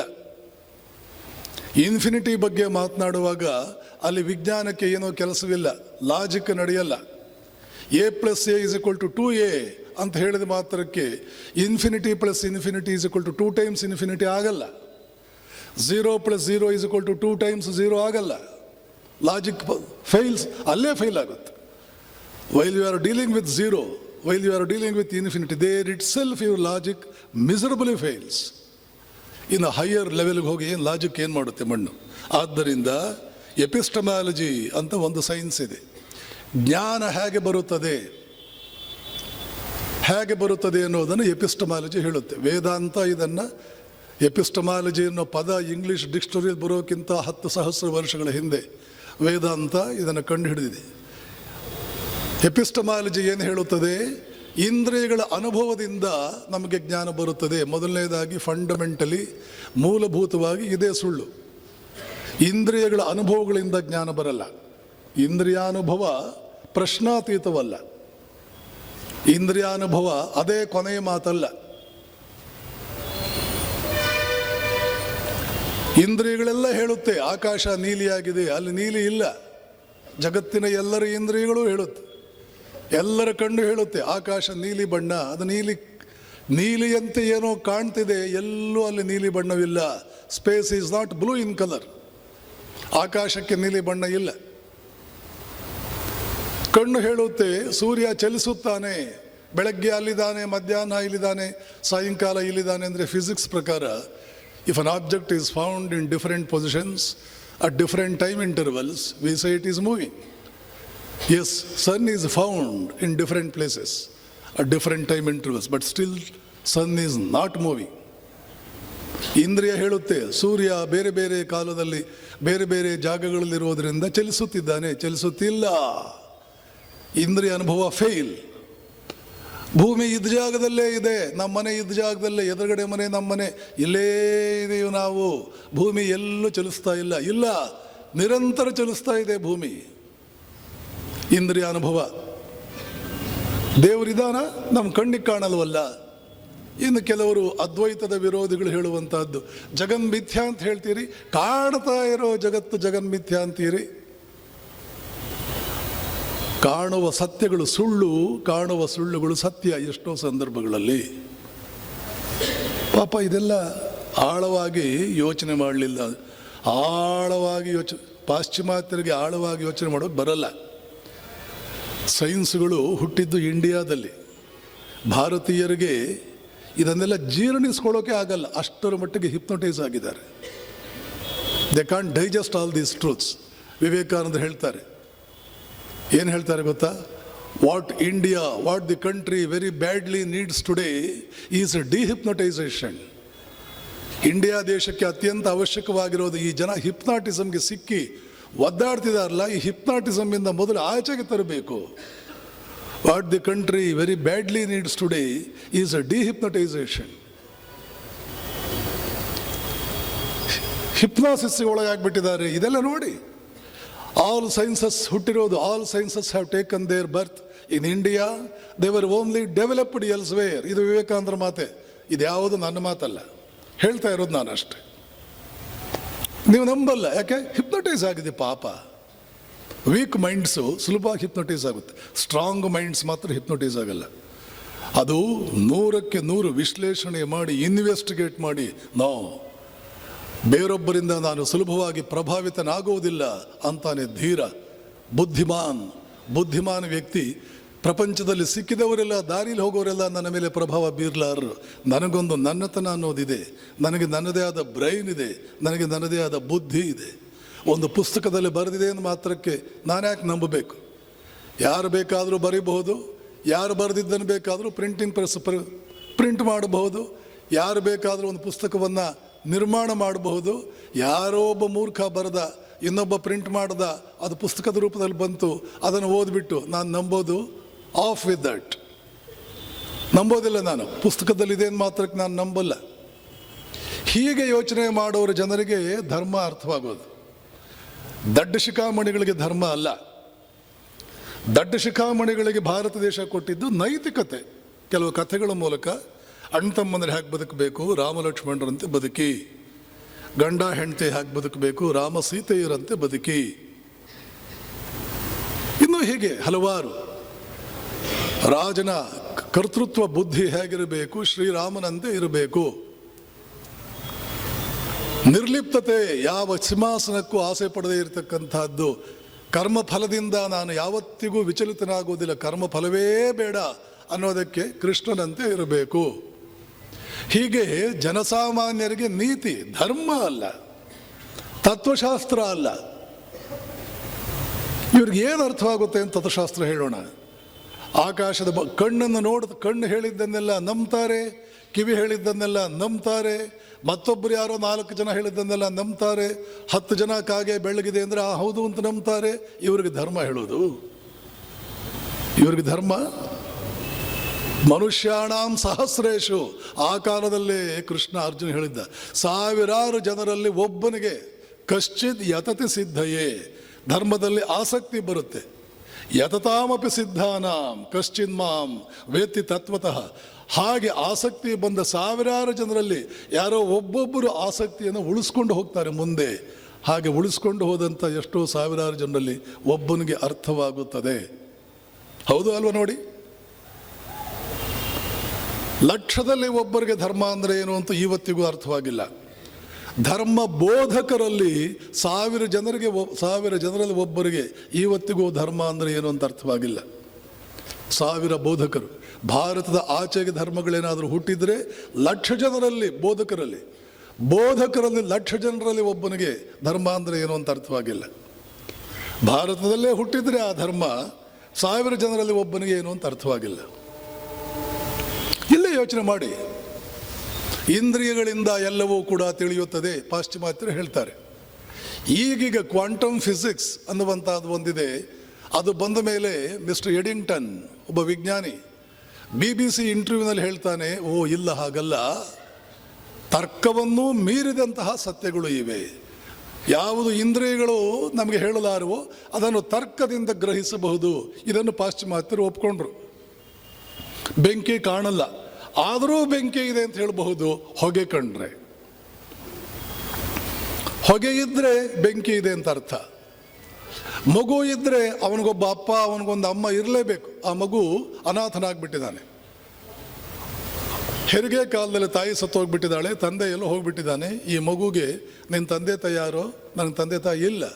ದಡ್ಡ, ತಂದೆ ತಾಯಿ ಇಲ್ಲ ಅಂದರೆ ಏನರ್ಥ? ನಿನಗೆ ಗೊತ್ತಿಲ್ಲ ಅಷ್ಟೇ. ಇಲ್ಲ, ನನ್ನ ತಂದೆ ತಾಯಿನೇ ಇಲ್ಲ. ಯಾಕೆ? ನಾನು ನೋಡೇ ಇಲ್ಲ. ಇವತ್ತೆಲ್ಲರೂ ಹೇಳೋದೇ ತಾನೇ, ನಾನು ನೋಡಿಲ್ಲ, ಆದ್ದರಿಂದ ನಾನು ಅದನ್ನು ನಂಬಲ್ಲ. ನನಗೆ ತಂದೆ ತಾಯಿ ಇಲ್ಲ. ಆದರೂ ಬುದ್ಧಿವಂತನಾದವನು ಹೇಳ್ತಾನೆ ಅವನ ತಂದೆ ತಾಯಿ ಇದೆ. ಯಾಕೆ? ಒಂದು ತಂದೆ ಒಂದು ತಾಯಿ ಇಲ್ಲ ಅಂದರೆ ಒಂದು ಮಗು ಇರಲಾರದು. This is logic. ಇದನ್ನು ಅನುಮಾನ, ವೇದಾಂತದಲ್ಲಿ ಅನುಮಾನ ಪ್ರತ್ಯಕ್ಷಂ. ಇಂದ್ರಿಯಗಳು ಏನು ಹೇಳುತ್ತೆ ಅದು ಪ್ರತ್ಯಕ್ಷಂ, ಇದು ಅನುಮಾನ. ಇನ್ನು ಮೂರನೇದು ಆಗಮ. ಆಗಮ ಅಂತಂದರೆ ವೇದ ಅಥವಾ ಬ್ರಹ್ಮಜ್ಞಾನಿಯ ಅನುಭವ. ಬ್ರಹ್ಮಜ್ಞಾನಿಯ ಅನುಭವ ಏನು? ಉಸಿರಾಟ ಅನ್ನುವಂಥದ್ದು ಶ್ವಾಸಕೋಶಗಳು ಮೂಗಿನಿಂದ ನಡೆಯುವಂಥದ್ದಲ್ಲ. ಇಲ್ಲಿ ನಿಮ್ಮ ಲಾಜಿಕ್ಕೂ ಒಪ್ಕೊಳ್ಳಲ್ಲ. ಉಸಿರಾಟ ಅನ್ನುವಂತಹದ್ದು ಕೇವಲ ಶ್ವಾಸಕೋಶಗಳು ಮತ್ತು ಮೂಗಿನಿಂದ ನಡೆಯುವಂಥದ್ದಲ್ಲ. ಪ್ರಾಣವಾಯು ಒಳಗಡೆ ಹೋದಾಗೆಲ್ಲ ಪ್ರಾಣ ಅನ್ನುವಂಥದ್ದು ಒಳಗಡೆ ಇರುತ್ತೆ ಅನ್ನುವಂಥದ್ದಲ್ಲ. ಒಂದು ಸ್ಥಿತಿ ಇದೆ ಮನುಷ್ಯನಿಗೆ, ಆ ಸ್ಥಿತಿಗೆ ಹೋದರೆ ಉಸಿರಾಟವೂ ಬೇಕಾಗಿಲ್ಲ, ಪ್ರಾಣವಾಯುವೂ ಬೇಕಾಗಿಲ್ಲ, ಊಟವೂ ಬೇಕಾಗಿಲ್ಲ. ಉಸಿರೇ ಬೇಡ ಅಂದಮೇಲೆ ಊಟ ಯಾಕೆ ಬೇಕು? ವರ್ಷಾನುಗಟ್ಟಲೆ ಇರಬಹುದು. ಅಂಥದ್ದೊಂದು ಸ್ಥಿತಿ ಇದೆ. ಇದನ್ನು ಸೈನ್ಸ್ ಹೇಳಲಾರದು. ಇದನ್ನು ಪ್ರತ್ಯಕ್ಷ ಅನುಭವ ಅನ್ನುವಂಥದ್ದು ಬರಲಾರದು. ಇದು ಬರುವಂತಹದ್ದು ಬ್ರಹ್ಮಜ್ಞಾನಿಯ ಮಾತುಗಳಿಂದ, ಅವನ ಅನುಭವಗಳಿಂದ ಮಾತ್ರ. ಇದು ಆಗಮ. ಇನ್ನೂ 3-4 ಇದೆ. ಉಪಪತ್ತಿ ಎಲ್ಲ ಇದೆ. 6 ಇದೆ ಒಟ್ಟು. ಬೇರೆ ಬೇರೆ ಯಾವ ಸಾಧನಗಳಿಂದ ನಮಗೆ ಜ್ಞಾನ ಬರುತ್ತದೆ? ಮುಖ್ಯವಾಗಿ ನಾವು ತಿಳ್ಕೊಳ್ಬೇಕಾಗಿರ್ತಕ್ಕಂಥದ್ದು ಈ 3: ಪ್ರತ್ಯಕ್ಷ, ಅನುಮಾನ, ಆಗಮ. ಇದು ಎಪಿಸ್ಟಮಾಲಜಿ ತಿಳಿಸುವಂತಹದ್ದು ನಮಗೆ. ಹೀಗಾಗಿ ನಾವು ಇಲ್ಲಿ ತಿಳ್ಕೊಳ್ಬೇಕಾಗಿರ್ತಕ್ಕಂಥದ್ದು ಶ್ರೀರಾಮಕೃಷ್ಣರ ಈ ಅನುಭವಗಳು, ಇದೆಲ್ಲ ಈ ಅನುಭವಗಳೆಲ್ಲ ಆದ ಮೇಲೆ ಅವರು ಏನಾಗಿರಬೇಡ, ಸುಮ್ಮನೆ ಅವರಿಗೆ ಒಂದು ಸಚ್ಚಿದಾನಂದ ಸ್ಥಿತಿಯಲ್ಲಿ ಒಂದು ಅಸ್ತಿತ್ವ ಇದೆ. ಆ ಶರೀರಕ್ಕೆ ಏನೂ ಮಾಡುವ ಸಾಮರ್ಥ್ಯವಿಲ್ಲ. ಶಾರೀರಿಕ ಸಾಮರ್ಥ್ಯ ಈಗ ಸ್ವಲ್ಪವೂ ಇಲ್ಲ. ಮಾತನಾಡಬಲ್ಲದು. ತನಗೇನು ಯಾವ ಉದ್ದೇಶಕ್ಕಾಗಿ ಬಂದಿದೆ? ಜ್ಞಾನ ಕೊಡುವುದಕ್ಕಾಗಿ. ಆದ್ದರಿಂದ ಮಾತನಾಡಬಲ್ಲದು ಆ ಶರೀರ. ದಿವ್ಯ ಪ್ರಭೆಯನ್ನು ನಿರಂತರ ಹೊರಸೂಸಬಲ್ಲದು. ಕೂತರೆ ನಿಂತರೆ ಒಂದೊಂದು ಕ್ಷಣಕ್ಕೂ ಸಮಾಧಿಗೆ ಹೋಗಬಲ್ಲದು. ಇಷ್ಟೇ ಆ ಶರೀರದಿಂದ ಆಗುವಂಥದ್ದು. ಹಾಗಾದರೆ ಧರ್ಮಗ್ಲಾನಿ ಜಗತ್ತನ್ನೇ ಆವರಿಸಿಕೊಂಡಿರುವಾಗ ಆ ಧರ್ಮಗ್ಲಾನಿಯನ್ನು ಹೋಗಲಾಡಿಸುವುದು ಹೇಗೆ? ಅದಕ್ಕೆ ತನ್ನ ಇನ್ನೊಂದು ರೂಪವೇ ಆಗಿರ್ತಕ್ಕಂಥ ಇನ್ನೊಬ್ಬ ಮನುಷ್ಯ ಬೇಕಾದ. ಇದು ನಡೆಯಿತು ಹಿಂದೆ ಕೂಡ. ರಾಮ ಹನುಮಂತನನ್ನು ಕರೆದುಕೊಂಡು ಬಂದ, ಕೃಷ್ಣ ಅರ್ಜುನನನ್ನು ಕರೆದುಕೊಂಡು ಬಂದ, ಬುದ್ಧ ಆನಂದನನ್ನು ಕರ್ಕೊಂಡು ಬಂದ. ಹಾಗೆ ರಾಮಕೃಷ್ಣರು ಇಲ್ಲಿ ನರೇಂದ್ರನನ್ನು, ವಿವೇಕಾನಂದರನ್ನು ಕರೆದುಕೊಂಡು ಬಂದರು. ಕಳೆದ ಉಪನ್ಯಾಸಗಳು ಅದನ್ನೆಲ್ಲ ಹೇಳಿದ್ದೆ. ಇದನ್ನು ಹೇಳ್ತಾ ಕೂತ್ಕೊಂಡ್ರೆ, ಅಲ್ಲಲ್ಲಿ ಇದನ್ನೇ ಹೇಳ್ತಾ ಕೂತ್ಕೊಂಡ್ರೆ ಈ 10 ದಿನಗಳಲ್ಲೂ 1 ಚಾಪ್ಟ್ರು 2 ಚಾಪ್ಟ್ರು ಹೋಗ್ತೀವಿ. ಆದ್ದರಿಂದ ಸ್ವಲ್ಪ ಮುಂದಕ್ಕೆ ಹೋಗ್ತೀನಿ. ಆದರೆ ಹೇಳಬೇಕಾದ ವಿಷಯಗಳನ್ನು ಸ್ವಲ್ಪ ಹೇಳಲೇಬೇಕಾಗುತ್ತೆ. ರಾಮಕೃಷ್ಣರು ಈ ನರೇಂದ್ರನಿಗೆ ಎಲ್ಲ ರೀತಿಯಲ್ಲೂ ಜ್ಞಾನವನ್ನು ಕೊಟ್ಟರು. ಅವನಿಗೆ ಈಗಾಗಲೇ ಲೌಕಿಕ ಜ್ಞಾನ, ಇಡೀ ಪಾಶ್ಚಾತ್ಯ ಜಗತ್ತು ಯಾವ ಚಿಂತನೆಗಳನ್ನು 100 ಪುಸ್ತಕಗಳಲ್ಲಿ ಬರೆದಿಟ್ಟಿದೆ, ಅರಿದು ಕೂಡದಾಗಿದೆ ಅವನು. ನರೇಂದ್ರನ ಧೀಶಕ್ತಿ ಮತ್ತೆ ನೀವು ನಂಬಲಾರ್ರಿ. ಹಿಪ್ನಾಟಿಸಮ್. 9ನೇ ಕ್ಲಾಸಿನ ಹುಡುಗ, ಅಂದಿನ ಇಡೀ ಪಾಶ್ಚಾತ್ಯ ಜಗತ್ತಿನ ದಿಗ್ಧಂತಿಗಳಲ್ಲಿ ಒಬ್ಬನಾಗಿದ್ದ ಹರ್ಬರ್ಟ್ ಸ್ಪೆನ್ಸರ್, ಅವನ ಶಿಷ್ಯನಿಗೆ ಪ್ಯಾರಿಸ್ ಧರ್ಮ ಸಮ್ಮೇಳನದಲ್ಲಿ ಇನ್ನಿಲ್ಲದ ಗೌರವ ಸಿಕ್ಕಿತ್ತು. ಮಹಾಮೇಧಾವಿ ಇವನು. ಪ್ಯಾಟ್ರಿಕ್ ಗಿಡ್ಡಿಸ್ ಅಂತ ಅವನ ಹೆಸರು, ಪ್ರೊಫೆಸರ್ ಪ್ಯಾಟ್ರಿಕ್ ಗಿಡ್ಡಿಸ್. ಈ ಭೂಮಂಡಲ, ಈ ಭೂಲೋಕ ಹೇಗೆ ಬಂದಿದೆ, ಆಂಥ್ರಪಾಲಜಿಸ್ಟ್ ಅವನು. ಆಂಥ್ರಪಾಲಜಿ, ಸೋಷಿಯಾಲಜಿ ಅದರ ಇನ್ನೊಂದು ರೂಪ. ಹೇಗೆ ಎಲ್ಲವೂ ಸೃಷ್ಟಿಯಾಗಿದೆ, ಮನುಷ್ಯ ಹೇಗೆ ಬಂದ, ಎಲ್ಲಿಂದ ಬಂದ, ಇದು ಆಂಥ್ರಪಾಲಜಿ. ಬಹಳ ಇಂಟ್ರೆಸ್ಟಿಂಗ್ ಸಬ್ಜೆಕ್ಟ್. ಯಾರಿಗೂ ಇಂಟ್ರೆಸ್ಟಿಂಗ್, ಎಲ್ಲರಿಗೂ ಅನ್ವಯಿಸುವಂಥ, ಎಲ್ಲರಿಗೂ ಆಸಕ್ತಿ ಬರುವಂಥ ಸಬ್ಜೆಕ್ಟ್. ನಿನ್ನಂಥ ಆಂಥ್ರಪಾಲಜಿಸ್ಟೇ ಯಾರೂ ಇಲ್ಲ ಅಂತ ಪ್ಯಾಟ್ರಿಕ್ ಗಿಡ್ಡಿಸ್ಗೆ ಇನ್ನಿಲ್ಲದ ಸನ್ಮಾನ. ಅವನ ಗುರು ಹರ್ಬರ್ಟ್ ಸ್ಪೆನ್ಸರ್, ಇಂಗ್ಲೆಂಡಿನವನು. ಈ ಹರ್ಬರ್ಟ್ ಸ್ಪೆನ್ಸರ್ ಬರೆದಿರ್ತಕ್ಕಂಥ ಪುಸ್ತಕವನ್ನು 9ನೇ ಕ್ಲಾಸ್ನಲ್ಲಿ ಓದ್ತಾ ಇದ್ದ ನರೇಂದ್ರ ಓದಿದಾಗ ಅವನಿಗನ್ನಿಸ್ತು, ಈ ಪುಸ್ತಕಗಳಲ್ಲಿ ಹಲವಾರು ದೋಷಗಳಿವೆ.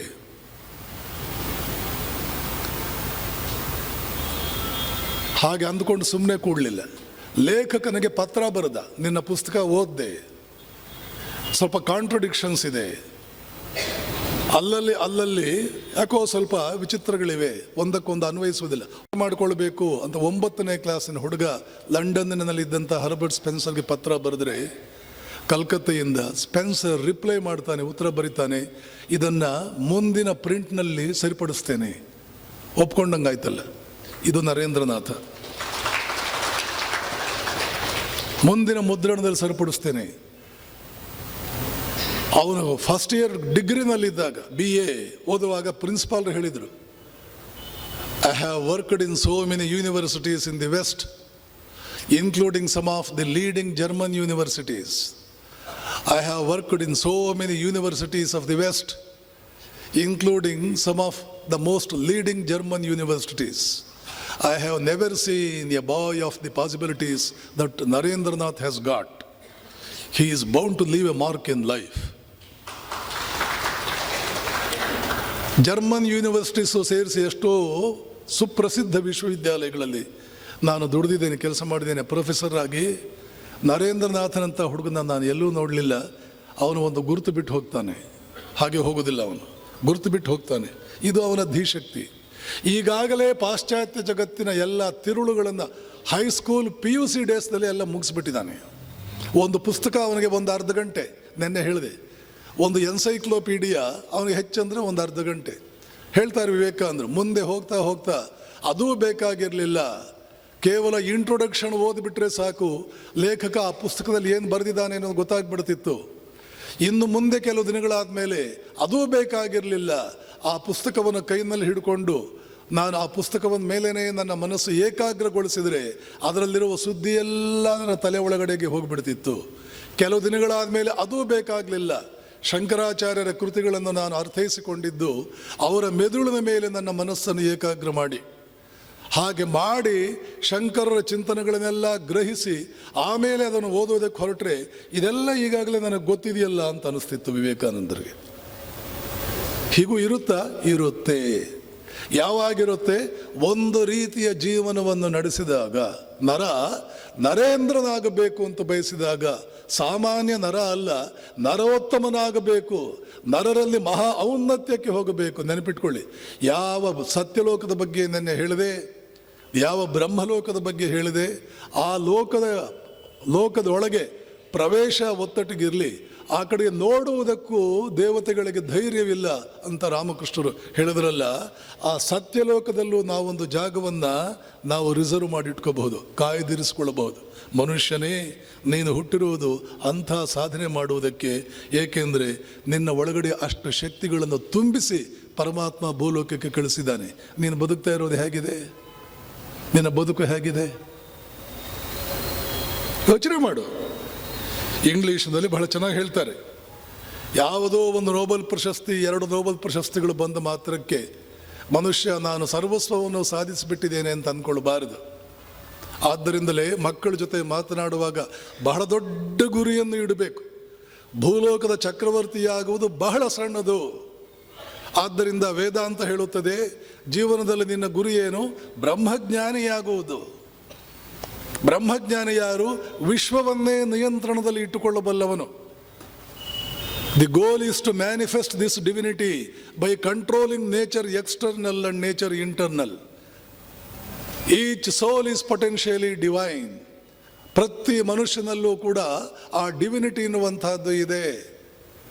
ದಿವ್ಯತೆ ಅನ್ನುವಂತಹದ್ದು, ಪ್ರತಿ ಬ್ರಹ್ಮಜ್ಞಾನಿಯಾಗುವ ಯೋಗ್ಯತೆ ಪ್ರತಿ ಮನುಷ್ಯನಲ್ಲೂ ಇದೆ. ಅದನ್ನೇ ಡಿವಿನಿಟಿ ಅಂತ ಕರೆಯೋದು.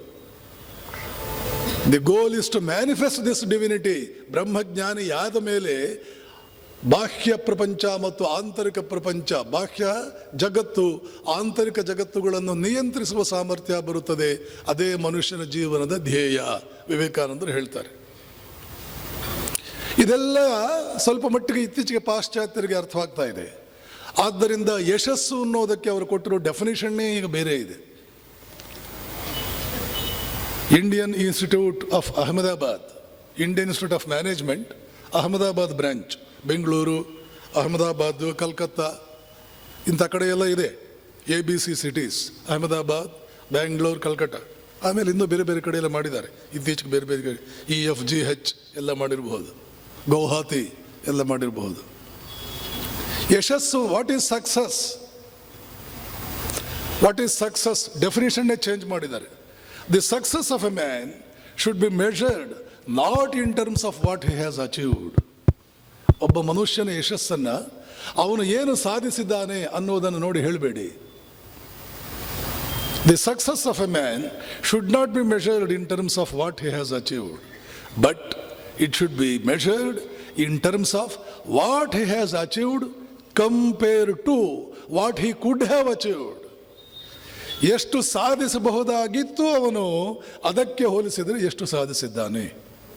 ಎಷ್ಟು ಸಾಧಿಸಬಹುದಾಗಿತ್ತು, ಬ್ರಹ್ಮಜ್ಞಾನಿಯಾಗಬಹುದಾಗಿತ್ತು. ಈಗ ಎಷ್ಟರ ಮಟ್ಟಿಗೆ ಒಂದಾಣೆ ಬ್ರಹ್ಮಜ್ಞಾನಿಯಾಗಿದ್ದಾನ, ಎರಡಾಣೆ ಆಗಿದ್ದಾನ, ನಾಲ್ಕಾಣೆ ಆಗಿದ್ದಾನ, ಎಂಟಾಣೆ ಬ್ರಹ್ಮಜ್ಞಾನಿಯಾಗಿದ್ದಾನ. ಹೊರಪ್ರಪಂಚದಲ್ಲಿ ಚಕ್ರವರ್ತಿಯಾಗೋದು ಬಿಡಿ, ಇಂದ್ರ ಪದವಿಯೇ ಒಂದು ಜುಜುಬಿ. ತೈತ್ರೇಯ ಉಪನಿಷತ್ತು ಕಣ್ಣಿಗೆ ರಾಚುವಂತೆ ಹೇಳುತ್ತದೆ. ಇಂದ್ರನಾಗಬೇಕಂತ ಇಂದ್ರ ಅಂದರೆ ಏನು ಗೊತ್ತಾ? ಭೋಗದ ಪರಾಕಾಷ್ಠೆ. ಸಹಸ್ರಾರು ವರ್ಷಗಳ ಕಾಲ ಯೌವನ ಒಂದು ಚೂರು ಮಾಸುವುದಿಲ್ಲ. ಇಂದ್ರಿಯಗಳು ತೇಜಸ್ಸನ್ನು ಕಳ್ಕೊಳ್ಳೋದಿಲ್ಲ. ಇದನ್ನು ಬೇರೆ ಧರ್ಮಗಳು ಒಂದು ಸಣ್ಣ ಪುಟ್ಟ ಇದರ ಒಂದು ಛಾಯೆಯನ್ನು ಕೊಡುತ್ತೆ. ಆ ಲೋಕಕ್ಕೆ ಹೋಗಿ ನಿಮಗೆ ಅಷ್ಟು ಜನ ಕಾಯ್ತಾ ಇದ್ದಾರೆ, ಈ ಲೋಕಕ್ಕೆ ಹೋಗಿ ಇಷ್ಟು ಜನ ಕಾಯ್ತಾ ಇದ್ದಾರೆ. ಆದರೆ ಅಲ್ಲಿ ಹೋಗೋದಕ್ಕಿಂತ ಮುಂಚೆ ನೀವು ಇಲ್ಲೇನು ಮಾಡ್ತೀರೋ ಅದು ದೇವರೇ ಕಾಪಾಡಬೇಕು ಅದನ್ನು. ಇಂಥದ್ದು ಕೆಲವೆಲ್ಲ ಇವೆ. ಆದರೆ ಭಾರತೀಯ ಸಂಸ್ಕೃತಿ ಹೇಳುತ್ತೆ, ಪುಣ್ಯ ಮಾಡು, ಇಂದ್ರ ಪದವಿಯನ್ನು ಪಡ್ಕೋ. ತೈತ್ರೇಯ ಉಪನಿಷತ್ತು ಹೇಳುತ್ತೆ, ವಿದ್ವಾಂಸನಾದವನು ದೇವಲೋಕದ ರಾಜನಾಗುವುದಕ್ಕಿಂತ ದೇವಲೋಕದ ವಿದ್ವಾಂಸನಾಗು. ದೇವಲೋಕದ ರಾಜನಾಗುವುದು ಅಂದರೆ ಇಂದ್ರ ಪದವಿ. ತೇಯೇಷತಂ ಇಂದ್ರಸ್ಯಾನಂದಾಃ ಸ ಏಕೋ ಬೃಹಸ್ಪತೇರಾನಂದಃ. ದೇವಲೋಕದ ಭೋಗದ ಪರಾಕಾಷ್ಠೆ, ದೇವಲೋಕದ ರಾಜನನ್ನು ಇಂದ್ರ. ನೀವು ಬೇರೆ ಬೇರೆ ಹೆಸರಿಂದ ಕರ್ಕೊಳ್ಳಿ.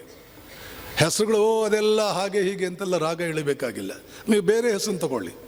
ದಿ ಸೂಪರ್ ಕಿಂಗ್ ಅನ್ನಿ, ಅಥವಾ ಏನೋ ಕಿಂಗ್ ಆಫ್ ಡಿವೈನ್ ಅಬೋರ್ಡ್ ಅಂತಾನೆ. It's up to you. Nomenclatures don't make any difference, doesn't make any difference at all. Substance doesn't change just because nomenclature has changed. ನೀವು ಹೆಸರು ಬೇಕಾದ್ರೆ ಚೇಂಜ್ ಮಾಡ್ಕೊಳ್ಳಿ. ಭೋಗದ ಪರಾಕಾಷ್ಠೆ ಇಂದ್ರ.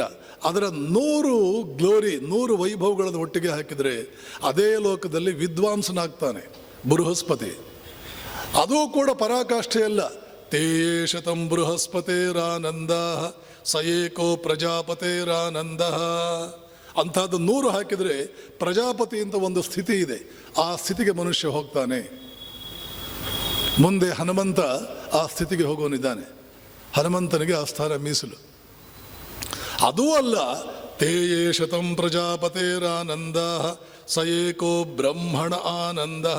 ಬ್ರಹ್ಮಜ್ಞಾನಿ ಅವನ 100 ಪಟ್ಟು ದೊಡ್ಡವನಿರ್ತಾನೆ. ಇದಕ್ಕೆ ಬೇಕಾಗಿರ್ತಕ್ಕಂಥದ್ದೇನು? ಏನಾಗಬೇಕು? ಶ್ರೋತ್ರಿಯಸ್ಯ ಚಾಕಾಮಹತಸ್ಯ.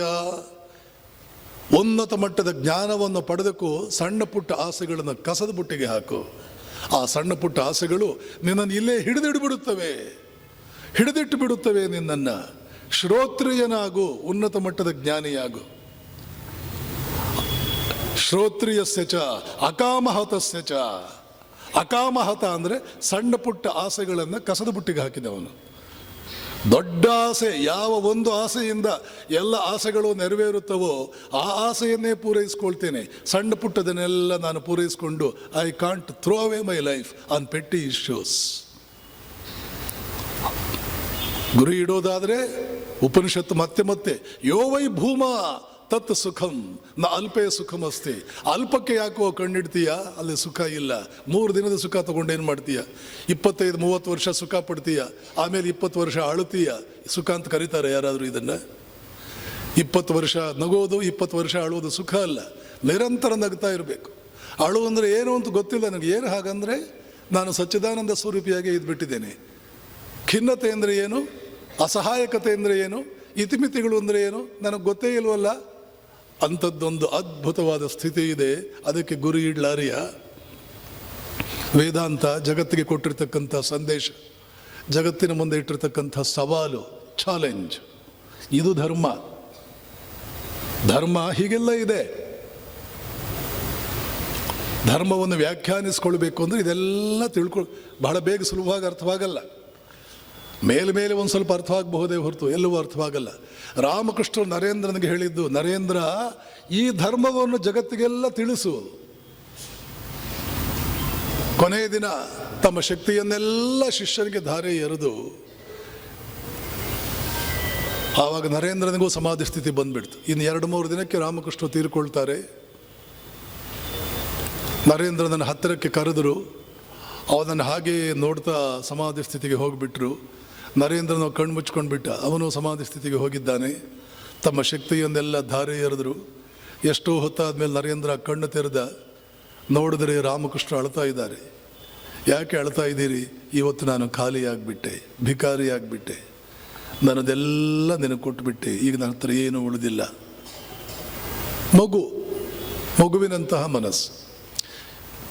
ಹಿಂದೆ ಒಂದು ಸಂದರ್ಭದಲ್ಲಿ ಹೇಳಿದರು, ಯಾರೋ ಒಬ್ಬರು ನರೇಂದ್ರನನ್ನು ಹೊಗಳ್ತಾ ಇದ್ದಾಗ, ಡಾಕ್ಟರ್ ಸರ್ಕಾರ್, ಆವತ್ತಿನ ಇಂಡಿಯನ್ ಹೋಮಿಯೋಪತಿಕ್ ಅಸೋಸಿಯೇಷನ್ ಅದರ ಅಧ್ಯಕ್ಷ, ಕಲ್ಕತ್ತೆಯಲ್ಲಿದ್ದವನು ಡಾಕ್ಟರ್ ಮಹೇಂದ್ರಲಾಲ್ ಸರ್ಕಾರ್, ಅವನು ನರೇಂದ್ರನನ್ನು ನೋಡಿ ಅವನ ಸಾಮರ್ಥ್ಯಗಳು, ಅವನ ತೇಜಸ್ಸು, ಅವನ ಸದ್ಗುಣಗಳು, ಅವನ ನಡವಳಿಕೆಗಳು ಇದೆಲ್ಲ ನೋಡಿ ನರೇಂದ್ರನನ್ನು ಹೊಗಳ್ದ. ಆವಾಗ ರಾಮಕೃಷ್ಣರು ತನ್ನ ಶಿಷ್ಯನನ್ನು ಅವನು ಹೊಗಳ್ತಾ ಇರೋದು ನೋಡಿ ಹೆಮ್ಮೆ ಪಟ್ಕೊಳ್ತಾ ಒಂದು ಮಾತು ಹೇಳ್ತಾರೆ ಡಾಕ್ಟ್ರಿಗೆ, ನೋಡು ಸರ್ಕಾರ್, ಇಲ್ಲಿ ಏನೇನು ನಡೆದು ಹೋಯ್ತಲ್ಲ, ಏನೇನು ತಪಸ್ಸುಗಳಾಗ್ಬಿಡ್ತಲ್ಲ ಅಂತ ಅರ್ಥ. ಇಲ್ಲಿ ಏನೇನು ನಡೆದು ಹೋಯ್ತು ನೋಡು, ಅದೆಲ್ಲ ಅವನಿಗಾಗಿ. ಇಲ್ಲಿ ಏನೇನು ನಡೆದು ಹೋಯ್ತು ನೋಡು, ಅದೆಲ್ಲ ಅವನಿಗಾಗಿ. ಅವನಿಗಾಗಿಯೇ ರಾಮಕೃಷ್ಣ ತಪಸ್ಸು ಮಾಡಿದ್ದು. ಅವನು ತಪಸ್ಸು ಮಾಡ್ತಾ ಕೂಡಿಸೋದಕ್ಕಾಗಲ್ಲ. ಅವನ ಅಲ್ಪಾಯುಷಿ. ತಪಸ್ಸು ಯಾವಾಗ ಮಾಡ್ತಾನೆ, ಧರ್ಮಬೋಧನೆ ಯಾವಾಗ ಮಾಡ್ತಾನೆ, ಅವನ ಪರವಾಗಿ ನಾನು ಮಾಡಿ ಅವನಿಗೆ ತಪಸ್ಸು ಧಾರೆ ಎರೆದು ಬಿಡೋಣ. ಯಾವುದೇ ಗುರುವಿಗೆ ಇಂಥದ್ದೇ ಆಸೆ ಇರುತ್ತೆ. ಅವನ ಜೀವನ ರಚನೆ ಹೀಗೆ ಇರುತ್ತೆ. ತಾನು ಕೃಷ್ಣ ಗೀತೆಯಲ್ಲಿ ಇದನ್ನೇ ಪ್ರತಿಯೊಬ್ಬ ಮನುಷ್ಯನ ಜೀವನದ ಗುರಿಯಾಗಿ ಇಟ್ಟಿದ್ದಾನೆ ಪರಮಾತ್ಮ.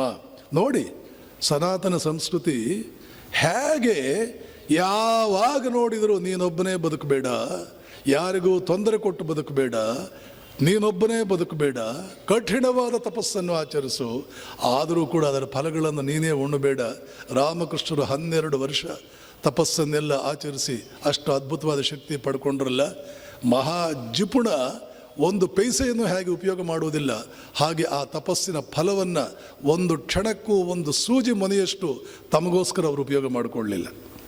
ಜಿಪುಣ ಹಣವನ್ನು ಕಾದಿಡುವಂತೆ ಕಾದಿಟ್ಟು ಕೊನೆಗೆ ಯೋಗ್ಯ ಶಿಷ್ಯ ಬಂದಾಗ ಎಲ್ಲ ದಾರ ಎರೆದು ಬಿಟ್ರು. ಅದು ತಮ್ಮ ತಪಸ್ಸಿನ ಫಲವನ್ನು ತಾವೇ ಒಂದು ದಿನವೂ ಉಣ್ಲಿಲ್ಲ. ಇದು ಸನಾತನ ಸಂಸ್ಕೃತಿ. ಯಜ್ಞೋ ದಾನ ತಪಶ್ಚೈವ ಪಾವನಾನಿ ಮನೀಷಿಣಾಂ. ಯಜ್ಞ ದಾನ ತಪಶ್ಚೈವ ನತ್ಯಾಜ್ಯಂ ಕಾರ್ಯಮೇವ ತತ್. 18ನೇ ಅಧ್ಯಾಯದಲ್ಲಿ ಇನ್ನೇನು ಭಗವದ್ಗೀತೆ ಮುಗಿಸುವ ಸಂದರ್ಭದಲ್ಲಿ ಕೃಷ್ಣ ಹೇಳ್ತಾನೆ, ಗೃಹಸ್ಥ ಹೇಗೆ ಬದುಕಬೇಕು ಗೊತ್ತಾ ಅರ್ಜುನ? ಗೀತೆಯಲ್ಲಿ ಬರೋದು ಹೆಚ್ಚಾಗಿ ಗೃಹಸ್ಥರು ಹೇಗೆ ಬದುಕಬೇಕು ಅಂತ. ಯಾಕೆ? ಅದರ ಉಪದೇಶ ಕೊಟ್ಟಿರೋದು ಒಬ್ಬ ಗೃಹಸ್ಥನಿಗೆ, ಕ್ಷತ್ರಿಯನಿಗೆ, ಮಹಾ ಬ್ಯುಸಿ ಇರೋ ಮನುಷ್ಯನಿಗೆ, ಧೀರನಿಗೆ. ಅದು ರಣರಂಗದಂತಹ ಸ್ಥಿತಿ ನಮಗೆ ಬಂದಾಗ, ಮಹಾಧೀರನಾಗಿದ್ದರೂ ಕೂಡ ದಿಕ್ಕುತೋಚದಂತಹ ಸ್ಥಿತಿ ಬಂದಾಗ, 3 ಲೋಕಗಳನ್ನೇ ಗೆಲ್ಲಬಲ್ಲವನು ಆದರೂ ಅಸಹಾಯಕನಾಗಿದ್ದೇನೆ, ಏನಪ್ಪ ಇಂಥ ಸ್ಥಿತಿ ಬಂತು ಅಂಥ ಸಂದರ್ಭ ಬಂದಾಗ ಅದಕ್ಕೆಲ್ಲ ಕಾರಣವಾಗುವುದು ಕ್ಲಾರಿಟಿ ಆಫ್ ಥಾಟ್ ಇಲ್ಲದೆ ಇರೋದು, ನಮ್ಮ ತಿಳುವಳಿಕೆ ಸ್ಪಷ್ಟತೆ ಇಲ್ಲದೆ ಇರೋದು. ಕೃಷ್ಣನಿಗೆ ಏನೂ ತೊಂದರೆ ಇಲ್ಲ, ಅರ್ಜುನನಿಗೆ ತೊಂದರೆ. ಯಾಕೆ? ಕ್ಲಾರಿಟಿ ಇದೆ ಕೃಷ್ಣನಿಗೆ, ಅರ್ಜುನನಿಗಿಲ್ಲ. ಅರ್ಜುನನಿಗೆ ಯಾಕೆ ಕ್ಲಾರಿಟಿ ಇಲ್ಲ? ಅವನ ದೃಷ್ಟಿ ಸ್ವಲ್ಪ ಮೊಸಕಾಗಿದೆ. ಅವನ ಕಣ್ಣು ಮುಂದೆ ಏನೋ ಒಂದು ಪರದೆ ಬಿಟ್ಟಂಗಾಗಿದೆ. ಪ್ರತಿಯೊಬ್ಬರದು ಜೀವನದಲ್ಲಿ ಇದೇ ಕಥೆ. ಆ ರೀತಿ ಪರದೆ ಬಿಟ್ಟಂತಹ ಸ್ಥಿತಿಯಲ್ಲಿ ಮನುಷ್ಯ ಇರ್ತಾನಲ್ಲ, ಅದಕ್ಕೆ ನಾವು ಕರಿತೇವೆ ಮೋಹ. ಸತ್ಯ ಸರಿಯಾಗಿ ಕಾಣದಿರುವುದೇ ಮೋಹ. ಧೃತರಾಷ್ಟ್ರನಿಗೆ ದುರ್ಯೋಧ ಏನು ಎಂದೂ ಕಾಣಲಿಲ್ಲ. ನಿಜವಾದ ದುರ್ಯೋಧನ ಕಾಣಲೇ ಇಲ್ಲ. ಯಾಕೆ? ಮೋಹ. ಈಗ ಅರ್ಜುನನಿಗೆ ಪರಿಸ್ಥಿತಿ ಸರಿಯಾಗಿ ಕಾಣ್ತಾ ಇಲ್ಲ, ಮೋಹ. ಧೃತರಾಷ್ಟ್ರದ ಮೋಹ ಎಷ್ಟು ಅಪಾಯಕಾರಿಯೋ ಅರ್ಜುನನ ಮೋಹವೂ ಅಷ್ಟೇ ಅಪಾಯಕಾರಿ. ದಶರಥನಿಗೆ ಕೈಕೇಯಿಯ ಮೇಲಿದ್ದ ಮೋಹವೂ ಅಷ್ಟೇ ಅಪಾಯಕಾರಿ. ಈ ಮೋಹಗಳೇ ಟ್ರ್ಯಾಜಿಡಿಗಳನ್ನು ನಿರ್ಮಾಣ ಮಾಡಿದ್ದು. ಕ್ಲಾರಿಟಿ ಇಲ್ಲ ಅಂದರೆ ಮೋಹ. ಯಾವಾಗ ಕ್ಲಾರಿಟಿ ಬರುತ್ತದೆ? ಪೂರ್ಣ ಪ್ರಮಾಣದಲ್ಲಿ ಜ್ಞಾನವನ್ನು ಪಡ್ಕೊಳ್ಬೇಕು, ಆಂಶಿಕ ಜ್ಞಾನ ಪ್ರಯೋಜನಕ್ಕೆ ಬರಲ್ಲ. ಆದ್ದರಿಂದಲೇ ಒಂದು ಸಂದರ್ಭದಲ್ಲಿ ಹೇಳ್ತೀವಿ, ಧರ್ಮವನ್ನು ವೇದಗಳಿಂದಲೇ ಅರಿಯಬೇಕು. ಪೂರ್ಣ ಪ್ರಮಾಣದಲ್ಲಿ ಸತ್ಯವನ್ನು ಅರಿಯುವುದಕ್ಕೆ ಹೊರಟಾಗ ಅಲ್ಲಲ್ಲಿ ಹೇಳುವ ಸಂದೇಹಗಳಿಗೆ ಗುರುವಿನಿಂದ ನಾವು ಪರಿಹಾರವನ್ನು ಪಡೆದುಕೊಂಡು ಸಂಪೂರ್ಣವಾಗಿ ಜ್ಞಾನಿಯಾದಾಗ ಅವನಿಗೆ ಮಾತ್ರ ಧರ್ಮ ಏನು ಅನ್ನುವಂಥದ್ದು ಗೊತ್ತಾಗುತ್ತೆ. ಸುಮ್ಮನೆ ಧರ್ಮ ಜ್ಞಾನಿಯಾಗುತ್ತಾ? ಪರಿಪೂರ್ಣ ಜ್ಞಾನಿ ಆಗಲ್ಲ. ಸಿಕ್ಕಿದವರೆಲ್ಲ ಕೈಯಾಡಿಸೋದು, ಏನಾಗಬೇಕದು? ಹೀಗಾಗಿ ಗೃಹಸ್ಥನಿಗೆ, ಕ್ಷತ್ರಿಯನಿಗೆ, ರಾಜನಿಗೆ ಅನ್ವಯಿಸುವಂತೆ ಇಲ್ಲಿ ಕೃಷ್ಣ ಒಂದು ಉಪದೇಶವನ್ನು ಕೊಡ್ತಾನೆ. ಯಜ್ಞ ದಾನ ತಪಶ್ಚೈವ ಪಾವನಾನಿ ನತ್ಯಾಜ್ಯಂ ಕಾರ್ಯಮೇವ ತತು ಯಜ್ಞೋ ದಾನಂ ತಪಶ್ಚೈವ ಪಾವನಾನಿ ಮನೀಷಿಣ. ಪ್ರತಿ ಗೃಹಸ್ಥನು ಬದುಕಬೇಕಾದ ಹೇಗೆ ಗೊತ್ತಾ ಅರ್ಜುನ? ನೋಡಿ, ಭಗವದ್ಗೀತೆ ರಣರಂಗದಲ್ಲಿರಬಹುದು, ಅಲ್ಲಿ ಕೃಷ್ಣ ಅರ್ಜುನನಿಗೆ ಯುದ್ಧ ಮಾಡುವಂತ ಪ್ರೇರೇಪಣೆ ಮಾಡ್ತಿಲ್ಲ. ಗೊತ್ತಿಲ್ಲದವರು ಏನು ಬೇಕಾದರೂ, empty vessels make much noise. ಮೊದಲನೇ ಅಧ್ಯಾಯದಲ್ಲಿ ಬಿಟ್ಟರೆ ಯುದ್ಧದ ಬಗ್ಗೆ ರೆಫರೆನ್ಸೇ ಇಲ್ಲ.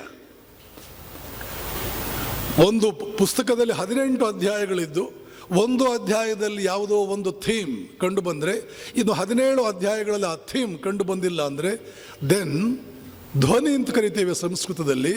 ಇಲ್ಲಿ representative spirit of the EPIC is not the theme that is discussed just in one chapter. What is the representative spirit of Bhagavad Gita? Man should never eschew his duties no matter what. ಮನುಷ್ಯ ಯಾವ ಸಂದರ್ಭದಲ್ಲೂ ತನ್ನ ಕರ್ತವ್ಯಗಳನ್ನು ಬಿಡಬಾರದು, ಯಾವುದೇ ಪರಿಸ್ಥಿತಿ ಇರಲಿ, ಏನೇ ಆಗಲಿ. ಅದರಿಂದ ಧರ್ಮ ಸಮ್ಮತವಾಗಿ ಜೀವನದಲ್ಲಿ ನೀನು ಯಾವ ಕರ್ತವ್ಯದಲ್ಲಿ ಈಗ ಆರಿಸಿಕೊಂಡಿದ್ದೀಯಾ ಅದನ್ನು ಆಶ್ರಮ ಅಂತ ಕರೀತಾರೆ. ಅದನ್ನು ವರ್ಣ ಅನ್ನುವಂಥದ್ದು ನೆನಪಿಟ್ಕೊಳ್ಳಿ. ಆಶ್ರಮ ಅನ್ನುವಂಥದ್ದು ಜೀವನದ ಸ್ಟೇಜಸ್, ವರ್ಣ ಅನ್ನುವಂಥದ್ದು ವೃತ್ತಿ, ನಥಿಂಗ್ ಮೋರ್ ದೆನ್ ದಟ್. ನಿನ್ನ ವೃತ್ತಿ ಜೀವನದಲ್ಲಿ ನೀನು ಬ್ರಹ್ಮಚರ್ಯಾಶ್ರಮದಲ್ಲಿದ್ದೀಯಾ, ಗೃಹಸ್ಥಾಶ್ರಮದಲ್ಲಿದ್ದೀಯಾ, ವಾನಪ್ರಸ್ಥಾಶ್ರಮದಲ್ಲಿದ್ದೀಯಾ, ಸನ್ಯಾಸಾಶ್ರಮದಲ್ಲಿದ್ದೀಯಾ, ಅದರ ಆಧಾರದ ಮೇಲೆ ನಿನಗೆ ಕೆಲವು ಕರ್ತವ್ಯಗಳಿದೆ. ಪ್ರಾಣ ಹೋದರೂ ಆ ಕರ್ತವ್ಯಕ್ಕೆ ಚ್ಯುತಿ ಬರಬಾರದು. ಆ ಸ್ಥಾನಕ್ಕೆ ತಕ್ಕಂತೆ ಏನು ಲಕ್ಷಣಗಳಿರಬೇಕೋ ಆ ಲಕ್ಷಣಗಳನ್ನು ನೀನು ವ್ಯಕ್ತಗೊಳಿಸಲೇಬೇಕು, ಆ ಲಕ್ಷಣಗಳನ್ನು ರೂಢಿಸಿಕೊಳ್ಳಲೇಬೇಕು, ಆ ಲಕ್ಷಣಗಳನ್ನು ಬಿಡಬಾರದು. ಆ ಧರ್ಮವನ್ನು ಬಿಡುವ ಹಾಗಿಲ್ಲ, ಆ ಸ್ಥಿತಿಯನ್ನು ನೀನು ಬಿಡುವ ಹಾಗಿಲ್ಲ.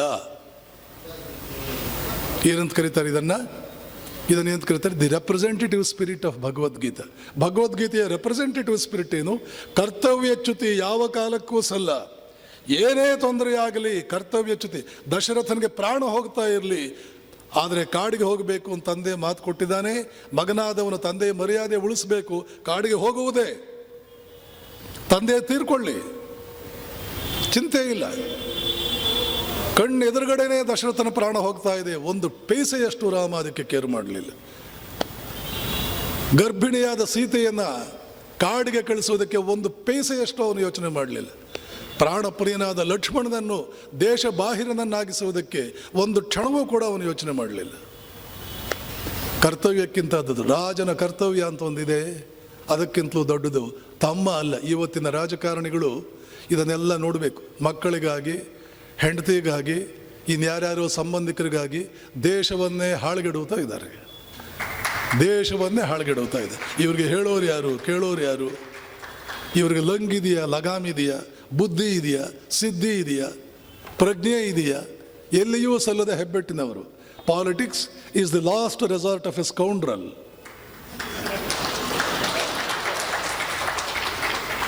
ಬರ್ನಾರ್ಡ್ ಶಾ ಹೇಳಿದ್ದು. ಬರ್ನಾರ್ಡ್ ಶಾ ದಡ್ಡ ಅಲ್ಲ. Politics is the last resort of a scoundrel.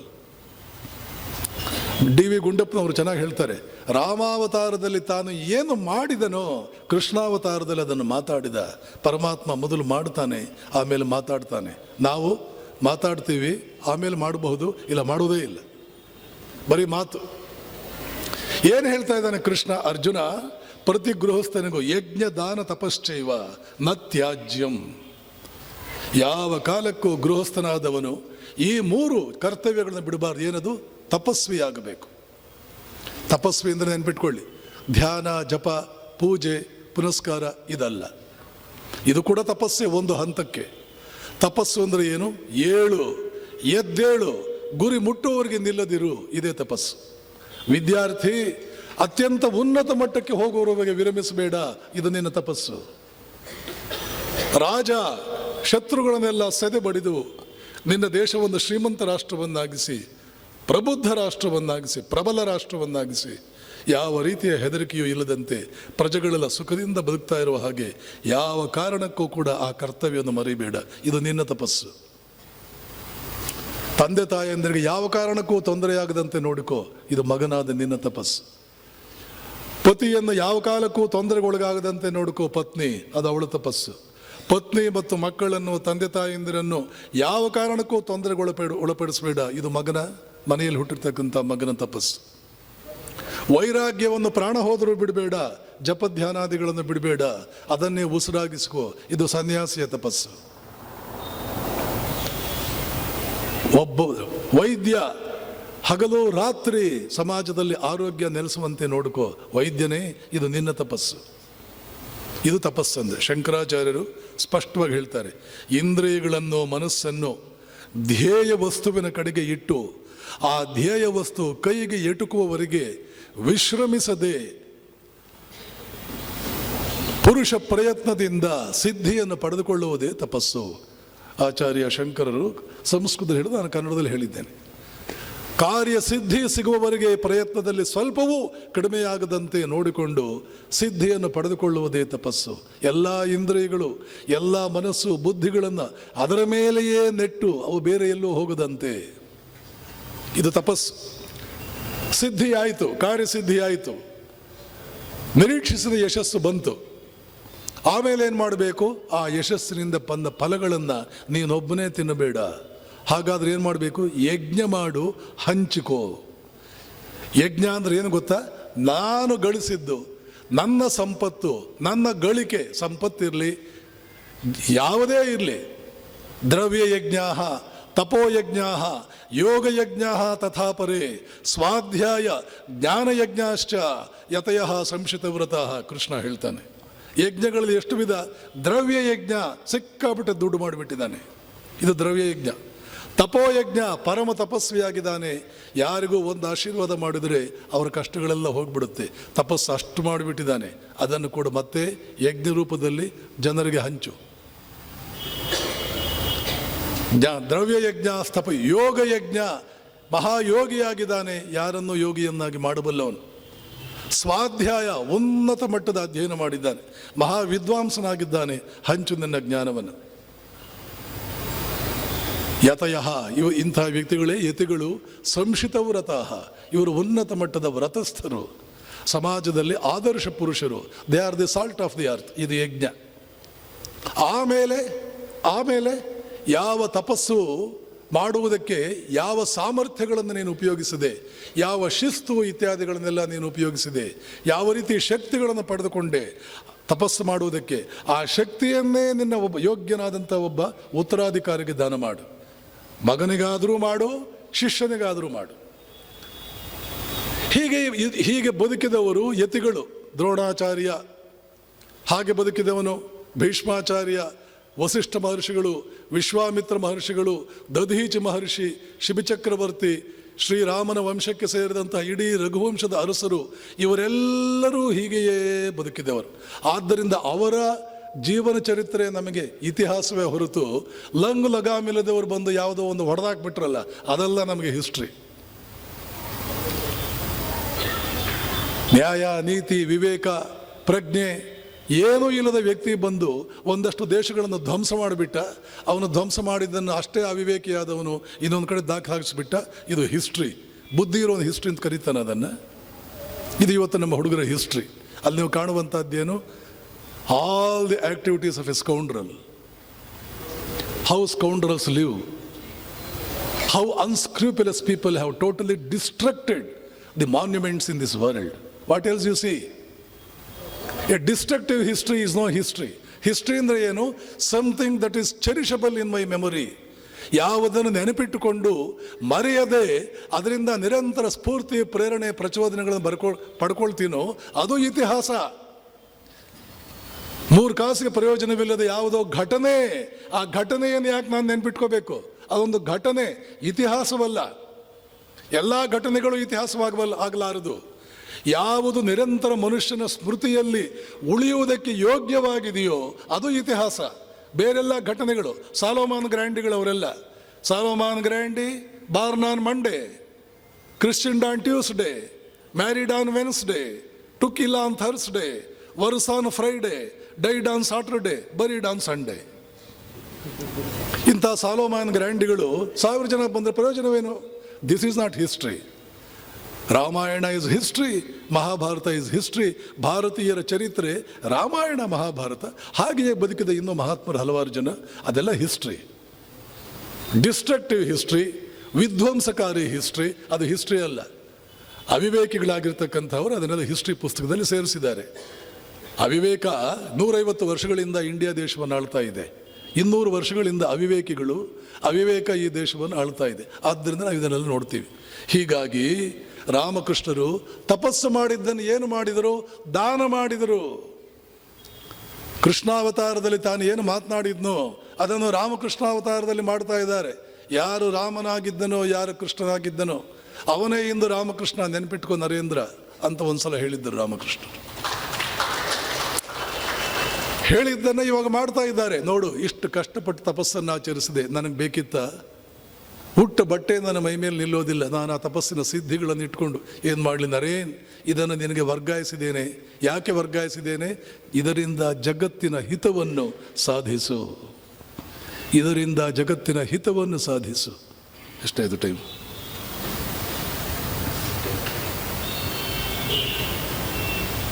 ಏನು ಜಗತ್ತಿನ ಹಿತ ಸಾಧಿಸಿದರು ಸ್ವಾಮಿ ವಿವೇಕಾನಂದರು ಅನ್ನುವಂಥದ್ದನ್ನು ನಾಳೆಯ ಉಪನ್ಯಾಸದಲ್ಲಿ ಇನ್ನು 15-20 ನಿಮಿಷ ಇದೆಯಾ? ಓಕೆ. ಎಷ್ಟೊತ್ತವರೆಗೆ ಉಪನ್ಯಾಸ? ಎಷ್ಟೊತ್ತವರೆಗೆ? ನಾಳೆಯ ಉಪನ್ಯಾಸ ಬೇಡ, ಇವತ್ತಿನ ಉಪನ್ಯಾಸದಲ್ಲೇ ನೋಡೋಣ. ಅದ್ಭುತವಾದ ಪುಸ್ತಕಗಳು ಬಂದಿವೆ. ವೀರ ಸನ್ಯಾಸಿ ವಿವೇಕಾನಂದ, ಈ ಕಡೆ ತೆಗೆದಿ, ಈ ಕಡೆ. ವಿಶ್ವವಿಜೇತ ವಿವೇಕಾನಂದ, ವಿಶ್ವಮಾನವ ವಿವೇಕ. ಇದರಲ್ಲಿ ನಾನು ಹೇಳ್ತಾ ಇರೋ ವರ್ಣನೆಗಳೆಲ್ಲ ಬರುತ್ತೆ ಇಲ್ಲಿ. ಕೇಳಿಸ್ಕೊಂಡಿದ್ದು ಎಷ್ಟು ದಿನ ನೆನಪಿನಲ್ಲಿರುತ್ತೆ? ಬಹಳ ದಿನ ನೆನಪಿನಲ್ಲಿರಲ್ಲ.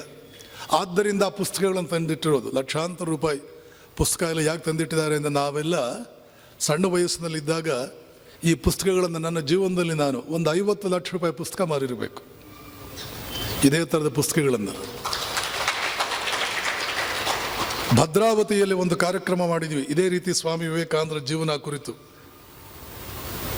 ವಿಶ್ವವಿಜೇತ ವಿವೇಕಾನಂದ, ವಿಶ್ವಮಾನವ ವಿವೇಕಾನಂದ, ವೀರ ಸನ್ಯಾಸಿ ವಿವೇಕಾನಂದ ಅಂತ ವಿವೇಕಾನಂದರ ಜೀವನ ಚರಿತ್ರೆಗೆ ಸಂಬಂಧಪಟ್ಟಂಥ 3 ಪುಸ್ತಕಗಳು. ಅಲ್ಲೂ ಕೂಡ 15 ದಿನ ಪ್ರವಚನ ಇತ್ತು. ನಂಬಿದರೆ ನಂಬಿ, ಬಿಟ್ಟರೆ ಬಿಡಿ, ಈ 3 ಸೇರಿ ಒಂದು ಸೆಟ್. ಆ 15 ದಿನದಲ್ಲಿ ಈ ಸೆಟ್ಗಳು 480 ಸೆಟ್ಗಳು ಹೋದವು. ಇದು ನಡೆದಿದ್ದು 97ನೇ ಇಸ್ವಿನಲ್ಲಿ. 97ನೇ ಇಸ್ವಿನಲ್ಲಿ ಭದ್ರಾವತಿಯಲ್ಲಿ ಉಪನ್ಯಾಸ ಮಾಡಿದಾಗ ಈ ವಿಚಾರಗಳನ್ನೆಲ್ಲ ತಿಳಿಸಿ, ಈ ಪುಸ್ತಕಗಳಲ್ಲಿ ಇದೆ. ಇದರ ಒಂದು ಸೂಕ್ಷ್ಮ ರೂಪ ರಾಷ್ಟ್ರಕವಿ ಕುವೆಂಪು ಅವರು ಬರೆದಿರ್ತಕ್ಕಂಥ ಸ್ವಾಮಿ ವಿವೇಕಾನಂದರ ಜೀವನ, ವಿವೇಕಾನಂದರ ಪತ್ರಮಾಲೆ, ವಿವೇಕಾನಂದ ನಾಡಿ ಮಿಡಿತ ನಿಮಗೆ ಈ ಪತ್ರಮಾಲೆಯಲ್ಲಿ ಸಿಗುತ್ತೆ. ಏನು ಹೇಳಿದ್ದಾರೆ ಸ್ವಾಮೀಜಿ? 9 ಇಂತಹ ಪುಸ್ತಕಗಳಲ್ಲಿ ವಿವೇಕಾನಂದರು ಏನು ಹೇಳಿದ್ದಾರೆ ಅಂತ ಸಂಪುಟ ಕೃತಿ ಶ್ರೇಣಿ, complete works of Swami Vivekananda 9 ಪುಸ್ತಕದಲ್ಲಿದೆ. ಇದು ಕನ್ನಡ ಟ್ರಾನ್ಸ್ಲೇಷನ್. ಇಂಗ್ಲೀಷ್ ಯಾರಿಗೆ ಅರ್ಥವಾಗುತ್ತೋ ಅವರು ನೀವು ಇಂಗ್ಲೀಷ್ ಪುಸ್ತಕನೇ ಓದಿ. Original most beautiful English. Music ಅಂತ ಕರೀತಾನೆ ನೋಬೆಲ್ ಪ್ರಶಸ್ತಿ ವಿಜೇತ ರೊಮೆ ರೋಲಾ, ಫ್ರಾನ್ಸ್ ದೇಶದ ನೋಬೆಲ್ ಪ್ರಶಸ್ತಿ ವಿಜೇತ ಸ್ವಾಮಿ ವಿವೇಕಾನಂದ ಸ್ಪೀಚನ್ನು ಇಟ್ಸ್ ಎ ಮ್ಯೂಸಿಕ್. ಎಂಥ ಅದ್ಭುತ ಅದು! His words are a great music. Phrases in the style of Beethoven ಹೇಳ್ತಾನೆ ಅವನು. His words are a great music. ಕೇಳಿಸ್ಕೊಳ್ಳಿ ಅವನು ಹೇಗೆ ಹೇಳಿದ್ದಾನೆ ಸ್ವಾಮಿ ವಿವೇಕಾನಂದರ ಸ್ಪೀಚ್ಗಳ ಬಗ್ಗೆ ಏನು ಹೇಳಿದ್ದಾನೆ. His words are a great music. Phrases in the style of Beethoven. Beethoven ಅಂದರೆ ದೊಡ್ಡ ವೆಸ್ಟರ್ನ್ ಮ್ಯೂಸಿಷಿಯನ್, ಪಾಶ್ಚಾತ್ಯ ಜಗತ್ತಿನ ಮಹಾ ಉನ್ನತ ಮಟ್ಟದ ಸಂಗೀತಗಾರ Beethoven. Marching choruses like Handel rhythms. ಹೇಗಿದೆ ಅದು ಅಂದರೆ, ಹೆಂಡಲ್ ರಿದಮ್ಸ್ ಅಂತ ಒಂದು ಪಾಶ್ಚಾತ್ಯ ಜಗತ್ತಿನಲ್ಲಿ ಒಂದು ಮ್ಯೂಸಿಕ್ ಇದೆ. ಏನಕ್ಕೆ ಉಪಯೋಗ ಮಾಡ್ತಾರೆ ಆ ಮ್ಯೂಸಿಕ್ಕು? ಮಿಲಿಟರಿ ಮಾರ್ಚ್ ಪಾಸ್ಟ್ಗೆ ಆ ಮ್ಯೂಸಿಕ್ ಯೂಸ್ ಮಾಡ್ತಾರೆ. Handel choruses. Stirring rhythms like Handel choruses. Military march ಪಾಸ್ಟ್ಗೆ ಆ ಮ್ಯೂಸಿಕ್ ಯೂಸ್ ಮಾಡ್ತಾರೆ, ಅದು ಹೆಂಡಲ್ ಕೋರಸ್. ಆ ರೀತಿ ಇದೆ ಅವರ ಮಾತುಗಳು. I cannot touch the sayings of his scattered as they are in the pages of the books at through my body. 30 ವರ್ಷಗಳ ನಂತರ ಅವರು ಮಾತಾಡಿದ ಮಾತುಗಳನ್ನು ಆ ಪುಸ್ತಕದಲ್ಲಿ ಓದ್ತಾ ಇದ್ದರೆ ನನಗೆ ಎಲೆಕ್ಟ್ರಿಕ್ ಶಾಕ್ ಹೊಡೆದಂಗಾಗುತ್ತದೆ. What shocks, what transports must have been experienced by those fortunate few when they listened to the same as they issued forth from the lips of the great hero. ಆ great hero ತನ್ನ ತುಟಿಗಳಿಂದ ಈ ಮಾತುಗಳನ್ನು ಹೊರಚೆಲ್ತಾ ಇದ್ದಾಗ ನೇರವಾಗಿ ಅದನ್ನೆಲ್ಲ ಕೇಳಿಸ್ಕೊಂಡ್ರಲ್ಲ ಕೆಲವು ಅದೃಷ್ಟವಂತರು. ಏನೇನು ರೋಮಾಂಚನಗಳಾಯಿತು, ಏನೇನು ಅನುಭವಗಳಾಯಿತು ಯಾರು ಹೇಳಬಲ್ಲರು? ಹೀಗೆ ಮಾತಾಡ್ತಾನೆ ರೊಮೆರೋಲ, ಸ್ವಾಮಿ ವಿವೇಕಾನಂದರ ಚಿಂತನೆ ಅಷ್ಟು ಅದ್ಭುತವಾಗಿದೆ. ಇಂಗ್ಲೀಷಲ್ಲಿ ಓದಿದ್ರೆ ಆ ಅನುಭವ ನಮಗೂ ಆಗುತ್ತೆ, ನನಗಂತೂ ಆಗಿದೆ, ನಿಮಗೂ ಕೂಡ ಆಗುತ್ತೆ. ರಾಮಕೃಷ್ಣರು ವಿವೇಕಾನಂದರಿಗೆ ಹೇಳಿದರು, ಜಗತ್ತಿನ ಹಿತವನ್ನು ಸಾಧಿಸು. ಏನು ಹಿತ, ಹೇಗೆ ಹಿತ ಸಾಧಿಸೋದು, ಜಗತ್ತಿಗಿರ್ತಕ್ಕಂಥ ಸಮಸ್ಯೆಗಳೇನು ಮೊದಲು ಅರ್ಥ ಮಾಡ್ಕೊಳ್ಬೇಕು. ವಿಶೇಷವಾಗಿ ಆಡಳಿತಗಾರರು ಇದನ್ನೆಲ್ಲ ಅರ್ಥ ಮಾಡ್ಕೊಳ್ಬೇಕು. ತಂದೆ, ಪ್ರತಿ ಮನೆಯ ತಂದೆ ಅರ್ಥ ಮಾಡಿಕೊಳ್ಳಬೇಕು. ಸಮಾಜದ ಮುಖಂಡ, ಒಂದು ಶಾಲೆಯ ಹೆಡ್ ಮಾಸ್ಟರ್, ಒಂದು ಆಸ್ಪತ್ರೆಯ ಮುಖ್ಯಸ್ಥರು, ಒಂದು ಕಾಲೇಜಿನ ಮುಖ್ಯಸ್ಥರು, ಯಾರು ಯಾವುದೇ ಇಲಾಖೆಗಳಲ್ಲಿ ಆ ನೋಡಲ್ ಪಾಯಿಂಟ್ಸ್ ಅಂತಿರುತ್ತಲ್ಲ, ತಾಲೂಕಾ ಮಟ್ಟದಲ್ಲಿ, ಜಿಲ್ಲಾ ಮಟ್ಟದಲ್ಲಿ, ಮಂಡಲ್ ಮಟ್ಟದಲ್ಲಿ, ಹಳ್ಳಿ ಮಟ್ಟದಲ್ಲಿ, ಬೇರೆ ಬೇರೆ ಸ್ಥಾನಗಳಲ್ಲಿ ಮುಖ್ಯಸ್ಥರಾಗಿರ್ತಾರಲ್ಲ, ವಿಶೇಷವಾಗಿ ಅವರು ಇದನ್ನೆಲ್ಲ ಅರ್ಥ ಮಾಡ್ಕೋಬೇಕು. ಜಗತ್ತಿನ ಹಿತವನ್ನು ಸಾಧಿಸು. ಜಗತ್ತಿನ ಹಿತವನ್ನು ಸಾಧಿಸುವುದಕ್ಕೆ ಬುದ್ಧ ಬಂದಿದ್ದು, ಜಗತ್ತಿನ ಹಿತ ಸಾಧಿಸುವುದಕ್ಕೆ ರಾಮಕೃಷ್ಣರು ಬಂದಿದ್ದು, ಶಂಕರಾಚಾರ್ಯರು ಬಂದಿದ್ದು, ಸ್ವಾಮಿ ವಿವೇಕಾನಂದರು ಬಂದಿದ್ದು. ಜಗತ್ತಿನ ಹಿತವನ್ನು ಸಾಧಿಸು.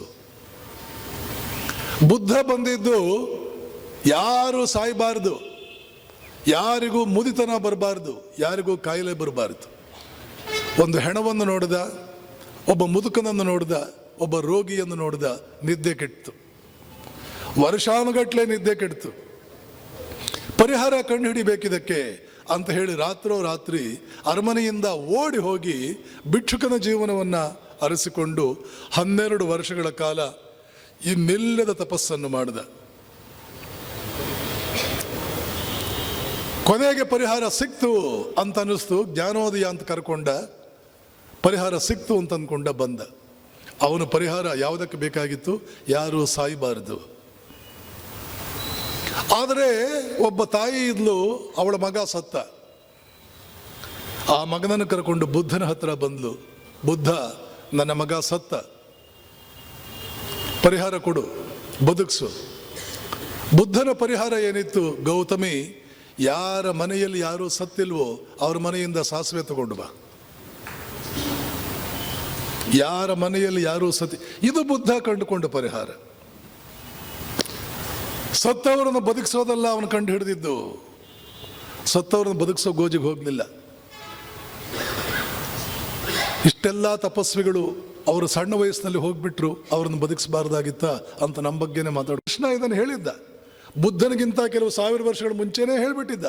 ಪಾಪ ಬುದ್ಧನಿಗೆ ಭಗವದ್ಗೀತೆ ಬಗ್ಗೆ ಇಂಥದ್ದೊಂದು ಇದೆ ಅಂತ ಗೊತ್ತಿರಲಿಲ್ಲ. ಯಾಕೆಂದರೆ ಭಗವದ್ಗೀತೆಯನ್ನು ಮೊದಲ ಬಾರಿಗೆ ಬೆಳಕಿಗೆ ತಂದವರು ಶಂಕರಾಚಾರ್ಯರು. ಬುದ್ಧನ ನಂತರ 1000 ವರ್ಷ ಆದಮೇಲೆ ಶಂಕರಾಚಾರ್ಯರು ಬಂದಿದ್ದು. ಅಲ್ಲಿವರೆಗೆ ಮಹಾಭಾರತ ಅನ್ನುವ ಆ ಗಣಿಯಲ್ಲಿ ಅದು ಒಳಗಡೆ ಹುದುಗಿ ಹೋಗಿತ್ತು. ಇಂಥದ್ದೊಂದು ಕೃಷ್ಣ ಹೇಳಿದ್ದಾನೆ ಅಂತ ಯಾರಿಗೂ ಗೊತ್ತಿರಲಿಲ್ಲ. ಕೃಷ್ಣ ಅವತ್ತೇ ಹೇಳಿದ್ದ ಅರ್ಜುನನಿಗೆ, ಅರ್ಜುನ, ದೇಹಿನೋಸ್ಮಿನ್ ಯಥಾ ದೇಹೇ ಕೌಮಾರಂ ಯೌವನಂ ಜರಾ ತಥಾ ದೇಹಾಂತರ ಪ್ರಾಪ್ತಿ ಧೀರ ತತ್ರ ನಮುಹ್ಯತಿ.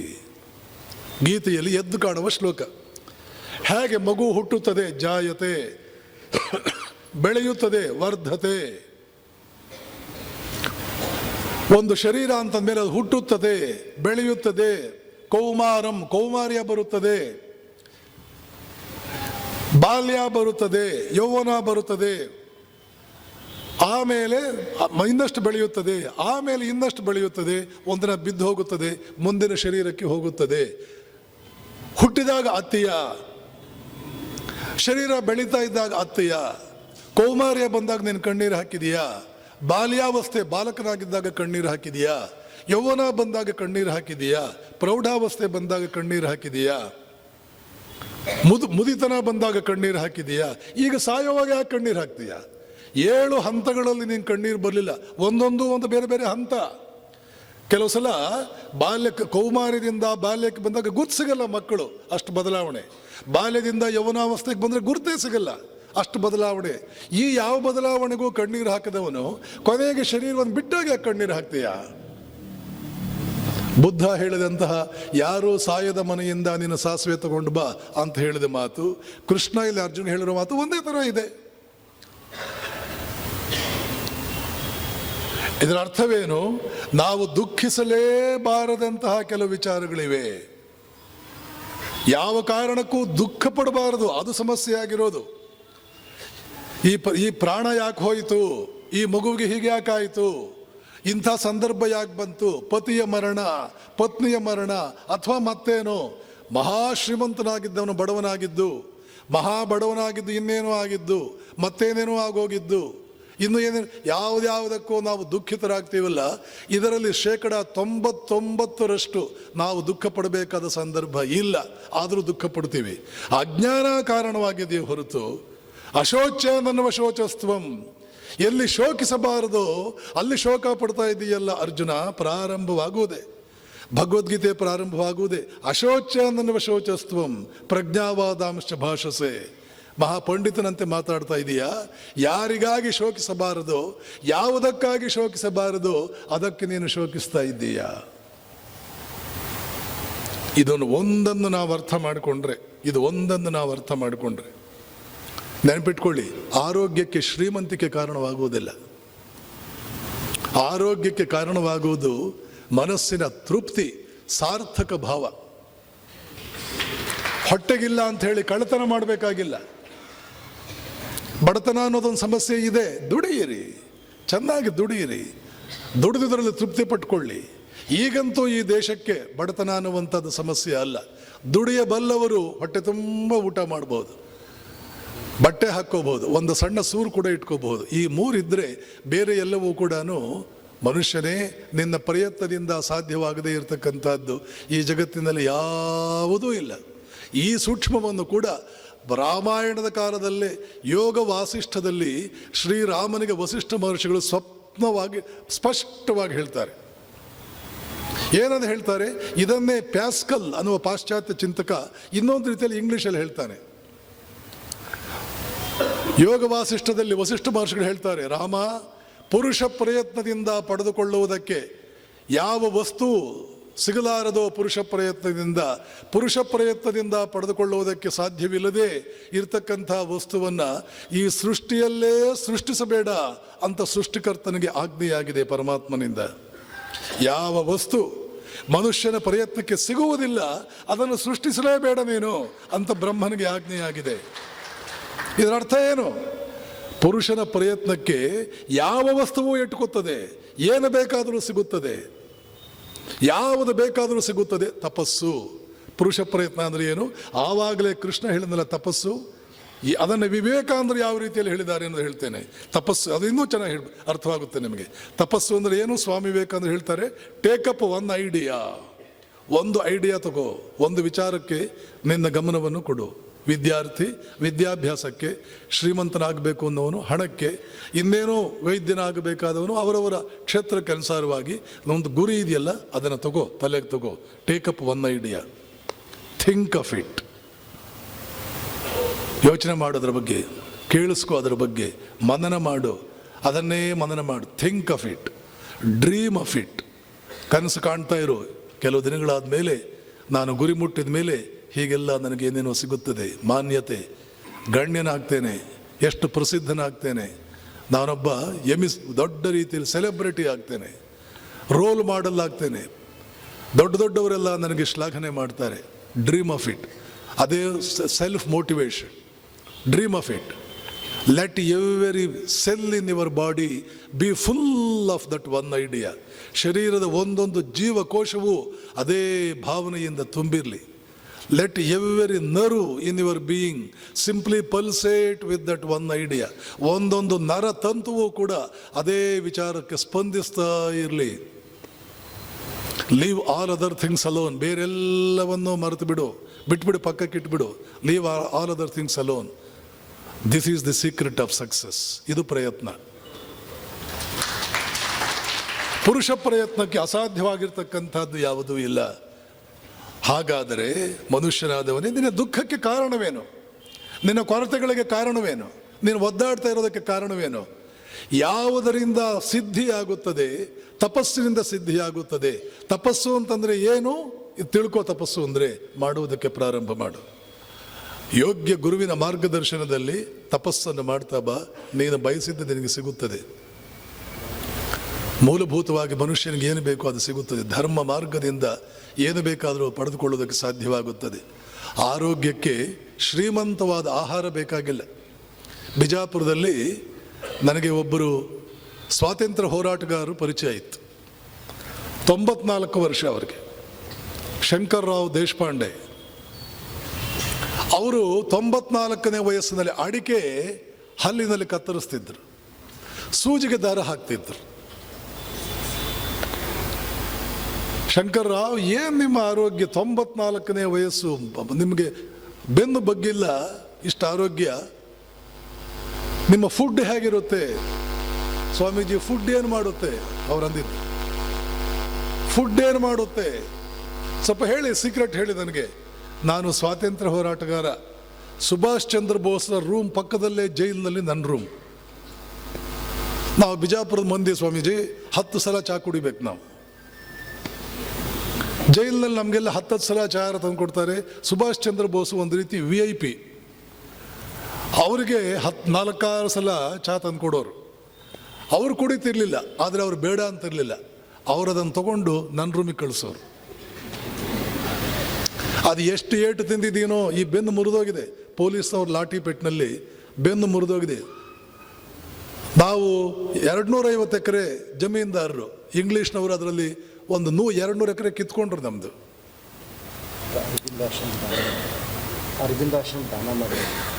ಅವರೊಬ್ಬರು ಬೇರೆಯವರು. ಅದು ಎಷ್ಟು ಏಟು ತಂದಿದ್ದೀನೋ, ಆದರೆ ಇವತ್ತಿಗೂ ನನಗೆ, ನಾನು ಒಂದು ಕಡೆ ಸುಮ್ಮನೆ ಕೂತರೆ ದೇಶಕ್ಕೋಸ್ಕರ ಎಷ್ಟು ಕಷ್ಟಪಟ್ಟೆ, ಎಷ್ಟು ತ್ಯಾಗ ಮಾಡಿದೆ. ನನ್ನ ಜೀವನ ಸಾರ್ಥಕವಾಯಿತು. ನನ್ನ ಜೀವನ ಸಾರ್ಥಕವಾಯಿತು. ಸುಭಾಷ್ ಚಂದ್ರ ಬೋಸ್ರ ರೂಮ್ ಪಕ್ಕದಲ್ಲಿ ನಾನು ಇದ್ನಲ್ಲ. ಎಂಥೆಂಥವ್ರು. ಸಾಬರಮತಿ ಆಶ್ರಮದಲ್ಲೂ ಇದ್ದೆ. ನನ್ನ ಮಗನನ್ನು ಕಸ್ತೂರಿಬಾಯಿ ತನ್ನ ತೊಡೆ ಮೇಲೆ ಕೂಡಿಸ್ಕೊಂಡು ಎಷ್ಟೋ ಸಲ ಮಲಗಿಸ್ಕೊಂಡಿದ್ದಾಳೆ. ಅವ್ರ ಮಗನನ್ನು ನೋಡಿದ್ದೆ ನಾನು. ಕಸ್ತೂರಿಬಾ ತನ್ನ ತೊಡೆ ಮೇಲೆ ಕೂಡಿಸ್ಕೊಂಡು ಜೋ ತಟ್ಟಿ ಮಗುವಿಗೆ ಬೆನ್ನು ತಟ್ಟಿ ನಿದ್ದೆ ಮಾಡಿಸಿದ್ದಾಳೆ ನನ್ನ ಮಗನನ್ನು. ಎಂಥೆಂಥ ಮಹಾತ್ಮರ ಸಂಪರ್ಕಕ್ಕೆ ಬಂದೆ. ಈ ತೃಪ್ತಿ ನನಗಿದೆಯಲ್ಲ, ಇದೇ ನನ್ನ ಆರೋಗ್ಯದ ಗುಟ್ಟು. ಪಾಪ ಕೆಲವು ವರ್ಷದ ಹಿಂದೆ ತೀರ್ಕೊಂಡ್ರು. ಆಯ್ತು, 10-12 ವರ್ಷ. ಈ ಘಟನೆ ನಡೆದಿದ್ದು 99ರಲ್ಲಿ, 26-27 ವರ್ಷದ ಹಿಂದೆ. ಆಮೇಲೆ ಒಂದು 4-5 ವರ್ಷ ಬದುಕಿ ಬಹುಶಃ ಶತಾಯುಷಿಗಳಾದರೂ ಇಲ್ಲ ಮೊದಲೇ ತೀರ್ಕೊಂಡ್ರು. ನಾನು ಯಾಕೆ ಹೇಳ್ತಾ ಇದ್ದೇನೆ, ಇವತ್ತು ತಾನೇ ನಾನು ಆಯುರ್ವೇದ ಕಾಲೇಜಿನಲ್ಲಿ ನಾನು ಸ್ಪೀಚ್ ಮಾಡಿದೆ. ಆಯುರ್ವೇದ ಸ್ಪಷ್ಟವಾಗಿ ಹೇಳುತ್ತದೆ, ಮನಸ್ಸಿನ ತೃಪ್ತಿ ಮತ್ತು ಶರೀರದ ಆರೋಗ್ಯ ಬೇರೆ ಬೇರೆ ಅಲ್ಲ. ಮನಸ್ಸಿನ ತುಮಲ ಇದ್ದರೆ ನೀನು ಏನು ಊಟ ಮಾಡಿದರೂ ಕೂಡ ನಿನ್ನ ಆರೋಗ್ಯ ಕೆಡುತ್ತದೆ. ಅದು ಅಮೇರಿಕನ್ನರಿಗೆ, ಪಾಶ್ಚಿಮಾತ್ಯರಿಗೆ ಸಿಕ್ಕಾಪಟ್ಟೆ ಮನಸ್ಸಿನ ತುಮಲ. ಆದ್ದರಿಂದ ಅವರಿಗೆ ಅಂತಿಂಥ ಕಾಯಿಲೆ ಅಲ್ಲ, ಸೂಸೈಡ್ಗಳ ಸಂಖ್ಯೆ ವಿಪರೀತ, ಅದರಲ್ಲೂ ಚಳಿಗಾಲದಲ್ಲಿ. ಯಾಕೆ ಸೂಸೈಡ್ಗಳು? ಅವ್ರಿಗಿರೋಷ್ಟು ಡಿಪ್ರೆಷನ್ನು ಯಾರಿಗೂ ಇಲ್ಲ, ಅವ್ರಿಗಿರೋಷ್ಟು ಶ್ರೀಮಂತಿಕೆ ಯಾರಿಗೂ ಇಲ್ಲ. ಅವರು ನಂಬರ್ 1 ದೇಶ, ನಂಬರ್ 2 ದೇಶ. 100 ಜನರಿಗೆ 170 ಕಾರು. ಕ್ಯಾಲಿಫೋರ್ನಿಯಾದಲ್ಲಿ 100 ಜನ ಇದ್ದರೆ 170 ಕಾರು. ಹೀಗೆಯೇ ಎಲ್ಲ ದೇಶಗಳು, ಸ್ವಿಟ್ಜರ್ಲ್ಯಾಂಡ್ ಎಲ್ಲ ದೇಶಗಳು ಶ್ರೀಮಂತರು. ಆದರೆ ಅವ್ರಿಗೆಲ್ಲ ಕೂಡ ಖಿನ್ನತೆ, ಆರೋಗ್ಯ ಚೆನ್ನಾಗಿಲ್ಲ. ಅತ್ಯಂತ ಹೆಚ್ಚು ಈ ಔಷಧಿಗಳೆಲ್ಲ ಮಾರಾಟವಾಗುವುದು ಪಾಶ್ಚಾತ್ಯ ಪ್ರಪಂಚದಲ್ಲಿ. ಕಾರಣ ಏನು ಗೊತ್ತಾ? ಅವ್ರಿಗೆ ಸುಖ ಇಲ್ಲ. ತಂದೆ ಇದ್ದರೆ ಕುಟುಂಬದಲ್ಲಿ ತಾಯಿ ಇರಲ್ಲ, ತಾಯಿ ಇದ್ದರೆ ತಂದೆ ಇರಲ್ಲ. Single parent family. ಆ ಮಕ್ಕಳಿಗೂ ತಂದೆ ತಾಯಿಂದ್ರಿಗೂ ಆಗೋದಿಲ್ಲ. ಅವ್ರಿಗೆಲ್ಲ ಪ್ರೀತಿ ಎನ್ನುವಂಥ ಪದಾರ್ಥವೇ ಅವ್ರಿಗೆ ಅತ್ಯಂತ ಅಪರೂಪ. ಯಾರೂ ಪ್ರೀತಿ ಮಾಡೋರೇ ಇಲ್ಲ. ನಾವು ಯಾರಿಗಾದರೂ ಪ್ರೀತಿ ಮಾಡೋಣ ಅಂದರೆ ಅವರು ಕೂಡ ಕೈ ಕೊಟ್ಟು ಬಿಡ್ತಾರೆ. ಆದ್ದರಿಂದ ಏನು ಮಾಡೋದು? ಕೊನೆಗೆ ಒಂದು ನಾಯಿ, ಬೆಕ್ಕು, ಹಾವು, ಇಲಿ ಇವುಗಳನ್ನು ಸಾಕೊಂಡು ಅದಕ್ಕೆ ಮನುಷ್ಯರ ಹೆಸರಿಟ್ಕೊಂಡು ಅದೇನಾದರೂ ಗಂಡಾಗಿದ್ದರೆ ಅವನು ಅಂತ ಕರೆಯೋದು, ಅದು ಹೆಣ್ಣು ಬೆಕ್ಕೇನಾಗಿದ್ದರೆ ಅವಳು ಅಂತ ಕರೆಯೋದು, ಹೀಗೆ ಮಾಡಿಕೊಂಡು ಮನಸ್ಸಿಗೆ ಸಮಾಧಾನ ಮಾಡ್ಕೋಬೇಕು.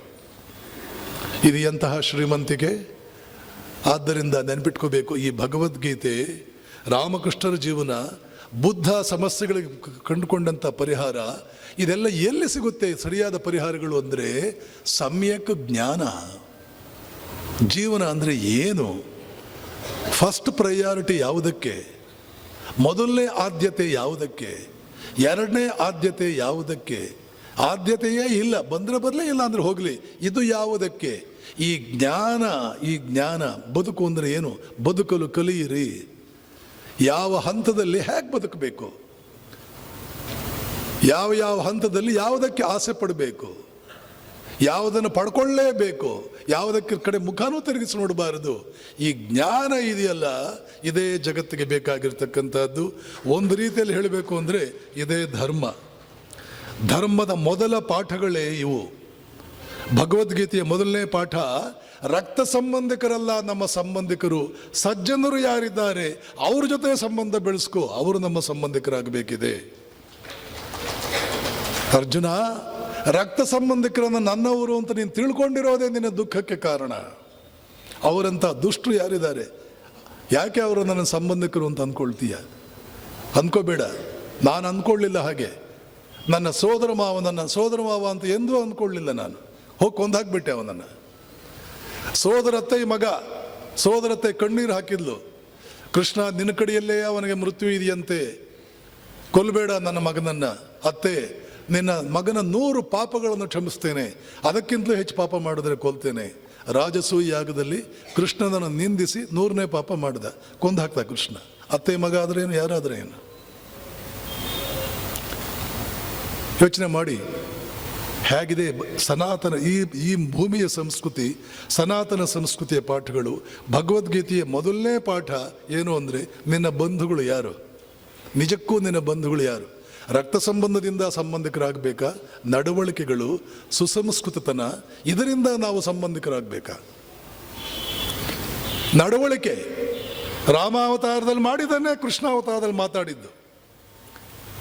ನದಿಯನ್ನು ದಾಟಿಸುವಾಗ ಆ ಅಂಬಿಗ ಗುಹ ಅವನ ಸಜ್ಜನಿಕೆಯನ್ನು ಕಂಡು ರಾಮ ಸೋತು ಬಿಟ್ಟ. ಆ ಕಾಲದ ಅರ್ಥದಲ್ಲಿ ಕೀಳು ಜಾತಿಯವನು. ಯಾವ ಜಾತಿ ಯಾರು ನೋಡಿದ್ರು? ವಿವೇಕಿಗಳು ಯಾವತ್ತೂ ಜಾತಿ ನೋಡಲಿಲ್ಲ. ಅವನ ಸಜ್ಜನಿಕೆಯನ್ನು ಕಂಡು ಕೊನೆಗೆ ಅವನಿಂದ ಬೀಳ್ಕೊಡುವಾಗ ಬಾಚಿ ತಬ್ಬಿಕೊಂಡು ಕಣ್ಣೀರ್ಗರೀತ ರಾಮ ಲಕ್ಷ್ಮಣನ ಕಡೆಗೆ ನೋಡಿ ಹೇಳ್ತಾನೆ, ಏ ಲಕ್ಷ್ಮಣ, ಇನ್ನು ಮೇಲೆ ನಾವು 5 ಜನ ಅಣ್ಣ ತಮ್ಮಂದಿರು. ಬಂಧುತ್ವ ಬರಲಿಲ್ಲ. ಯಾರ ಜೊತೆಗೆ ಬಂತು ಬಂಧುತ್ವ? ಲಕ್ಷ್ಮಣ, ಇನ್ನು ಮೇಲೆ ನಾವು 5 ಜನ ಅಣ್ಣ ತಮ್ಮಂದಿರು. ಇದು ಆರ್ಯ ಸಂಸ್ಕೃತಿ. ಅರ್ಜುನ ಭಿನ್ನವಾಗಿ ವರ್ತಿಸುವುದಕ್ಕೆ ಹೋದ. ಆವಾಗ ಕೃಷ್ಣ ಹೇಳ್ತಾನೆ, ಇದು ಅನಾರ್ಯ ಸಂಸ್ಕೃತಿ. ಅನಾರ್ಯ ಜುಷ್ಟಂ ಅಸ್ವರ್ಗ್ಯಂ ಅಕೀರ್ತಿಕರಂ ಅರ್ಜುನ. ಕುತಸ್ತ್ವಾ ಕಶ್ಮಲಮಿದಂ, ಈ ಕಶ್ಮಲ ಎಲ್ಲಿಂದ ಬಂತು ನಿನಗೆ? ವಿಷಮೇ ಸಮುಪಸ್ಥಿತಂ ಅನಾರ್ಯ ಜುಷ್ಟಂ ಅಸ್ವರ್ಗ್ಯಂ ಅಕೀರ್ತಿಕರಂ ಅರ್ಜುನ.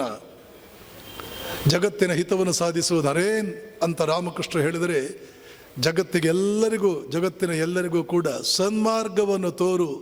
ಸನ್ಮಾರ್ಗ ಬರುವುದೇ ಸಚ್ಚಿಂತನೆ ಕಿವಿಗೆ ಬಿದ್ದಾಗ, ಆ ಚಿಂತನೆಯನ್ನು ಅವರು ಅವಲೋಕನ ಮಾಡಿದಾಗ ಮಾರ್ಗಗಳು ಬದಲಾಯಿಸುತ್ತವೆ, ಬದಲಾವಣೆಯನ್ನು ಮಾಡಿಕೊಳ್ತಾರೆ.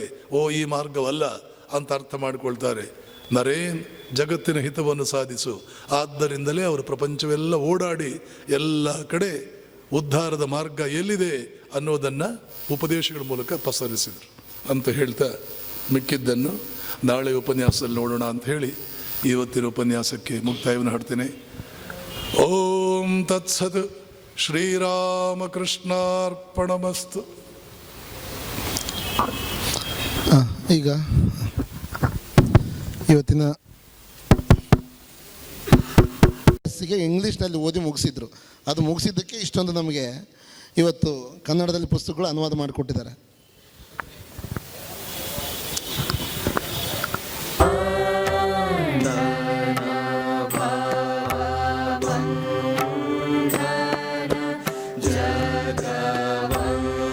ಜಗವಂದನ ವಂದಿತೋ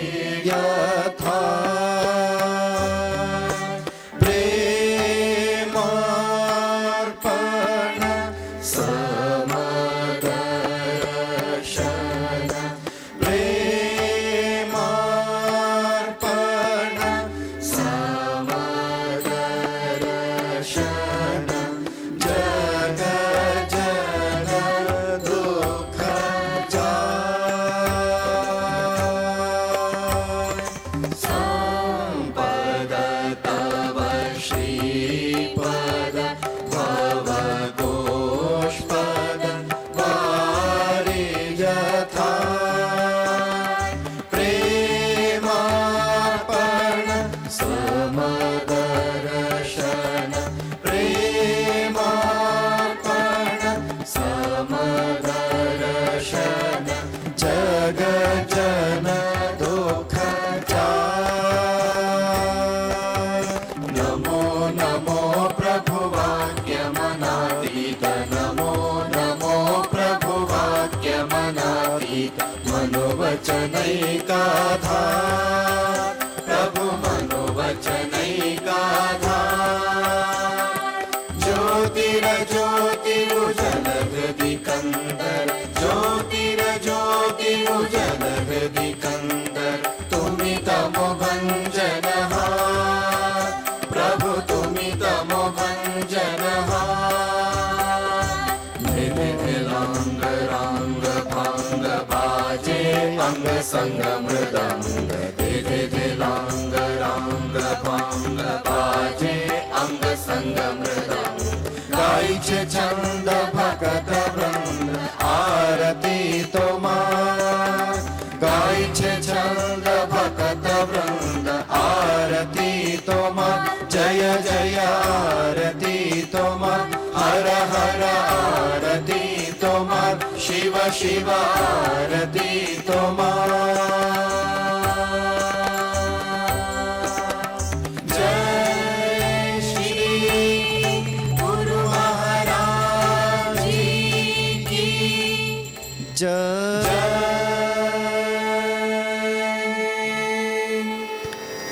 जय श्री भगवान रामकृष्ण देव की जय श्री शारदा माता की जय श्री मत्स्वामी विवेकानंद जी महाराज जी की जय श्री श्री दुर्गा माई की जय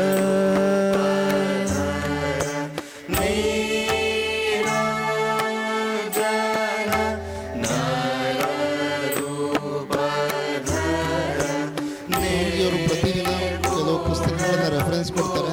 ನೀವು ಅಲ್ಲಿ ಬುಕ್ ಸ್ಟಾಲಲ್ಲಿ ಸಿಗುತ್ತೆ. ಸಿಗದೇ ಇದ್ದರೆ ನೀವು ಅಲ್ಲಿ ಬರೆಸಿ 2-3 ಅದನ್ನು ನಿಮಗೆ ತರಿಸ್ಕೊಡ್ತೇವೆ.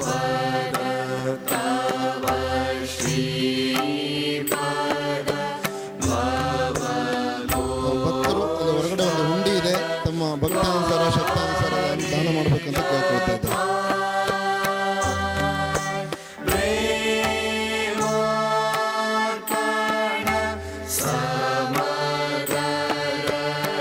ಸ್ವಾಮೀಜಿಯವರ ದರ್ಶನ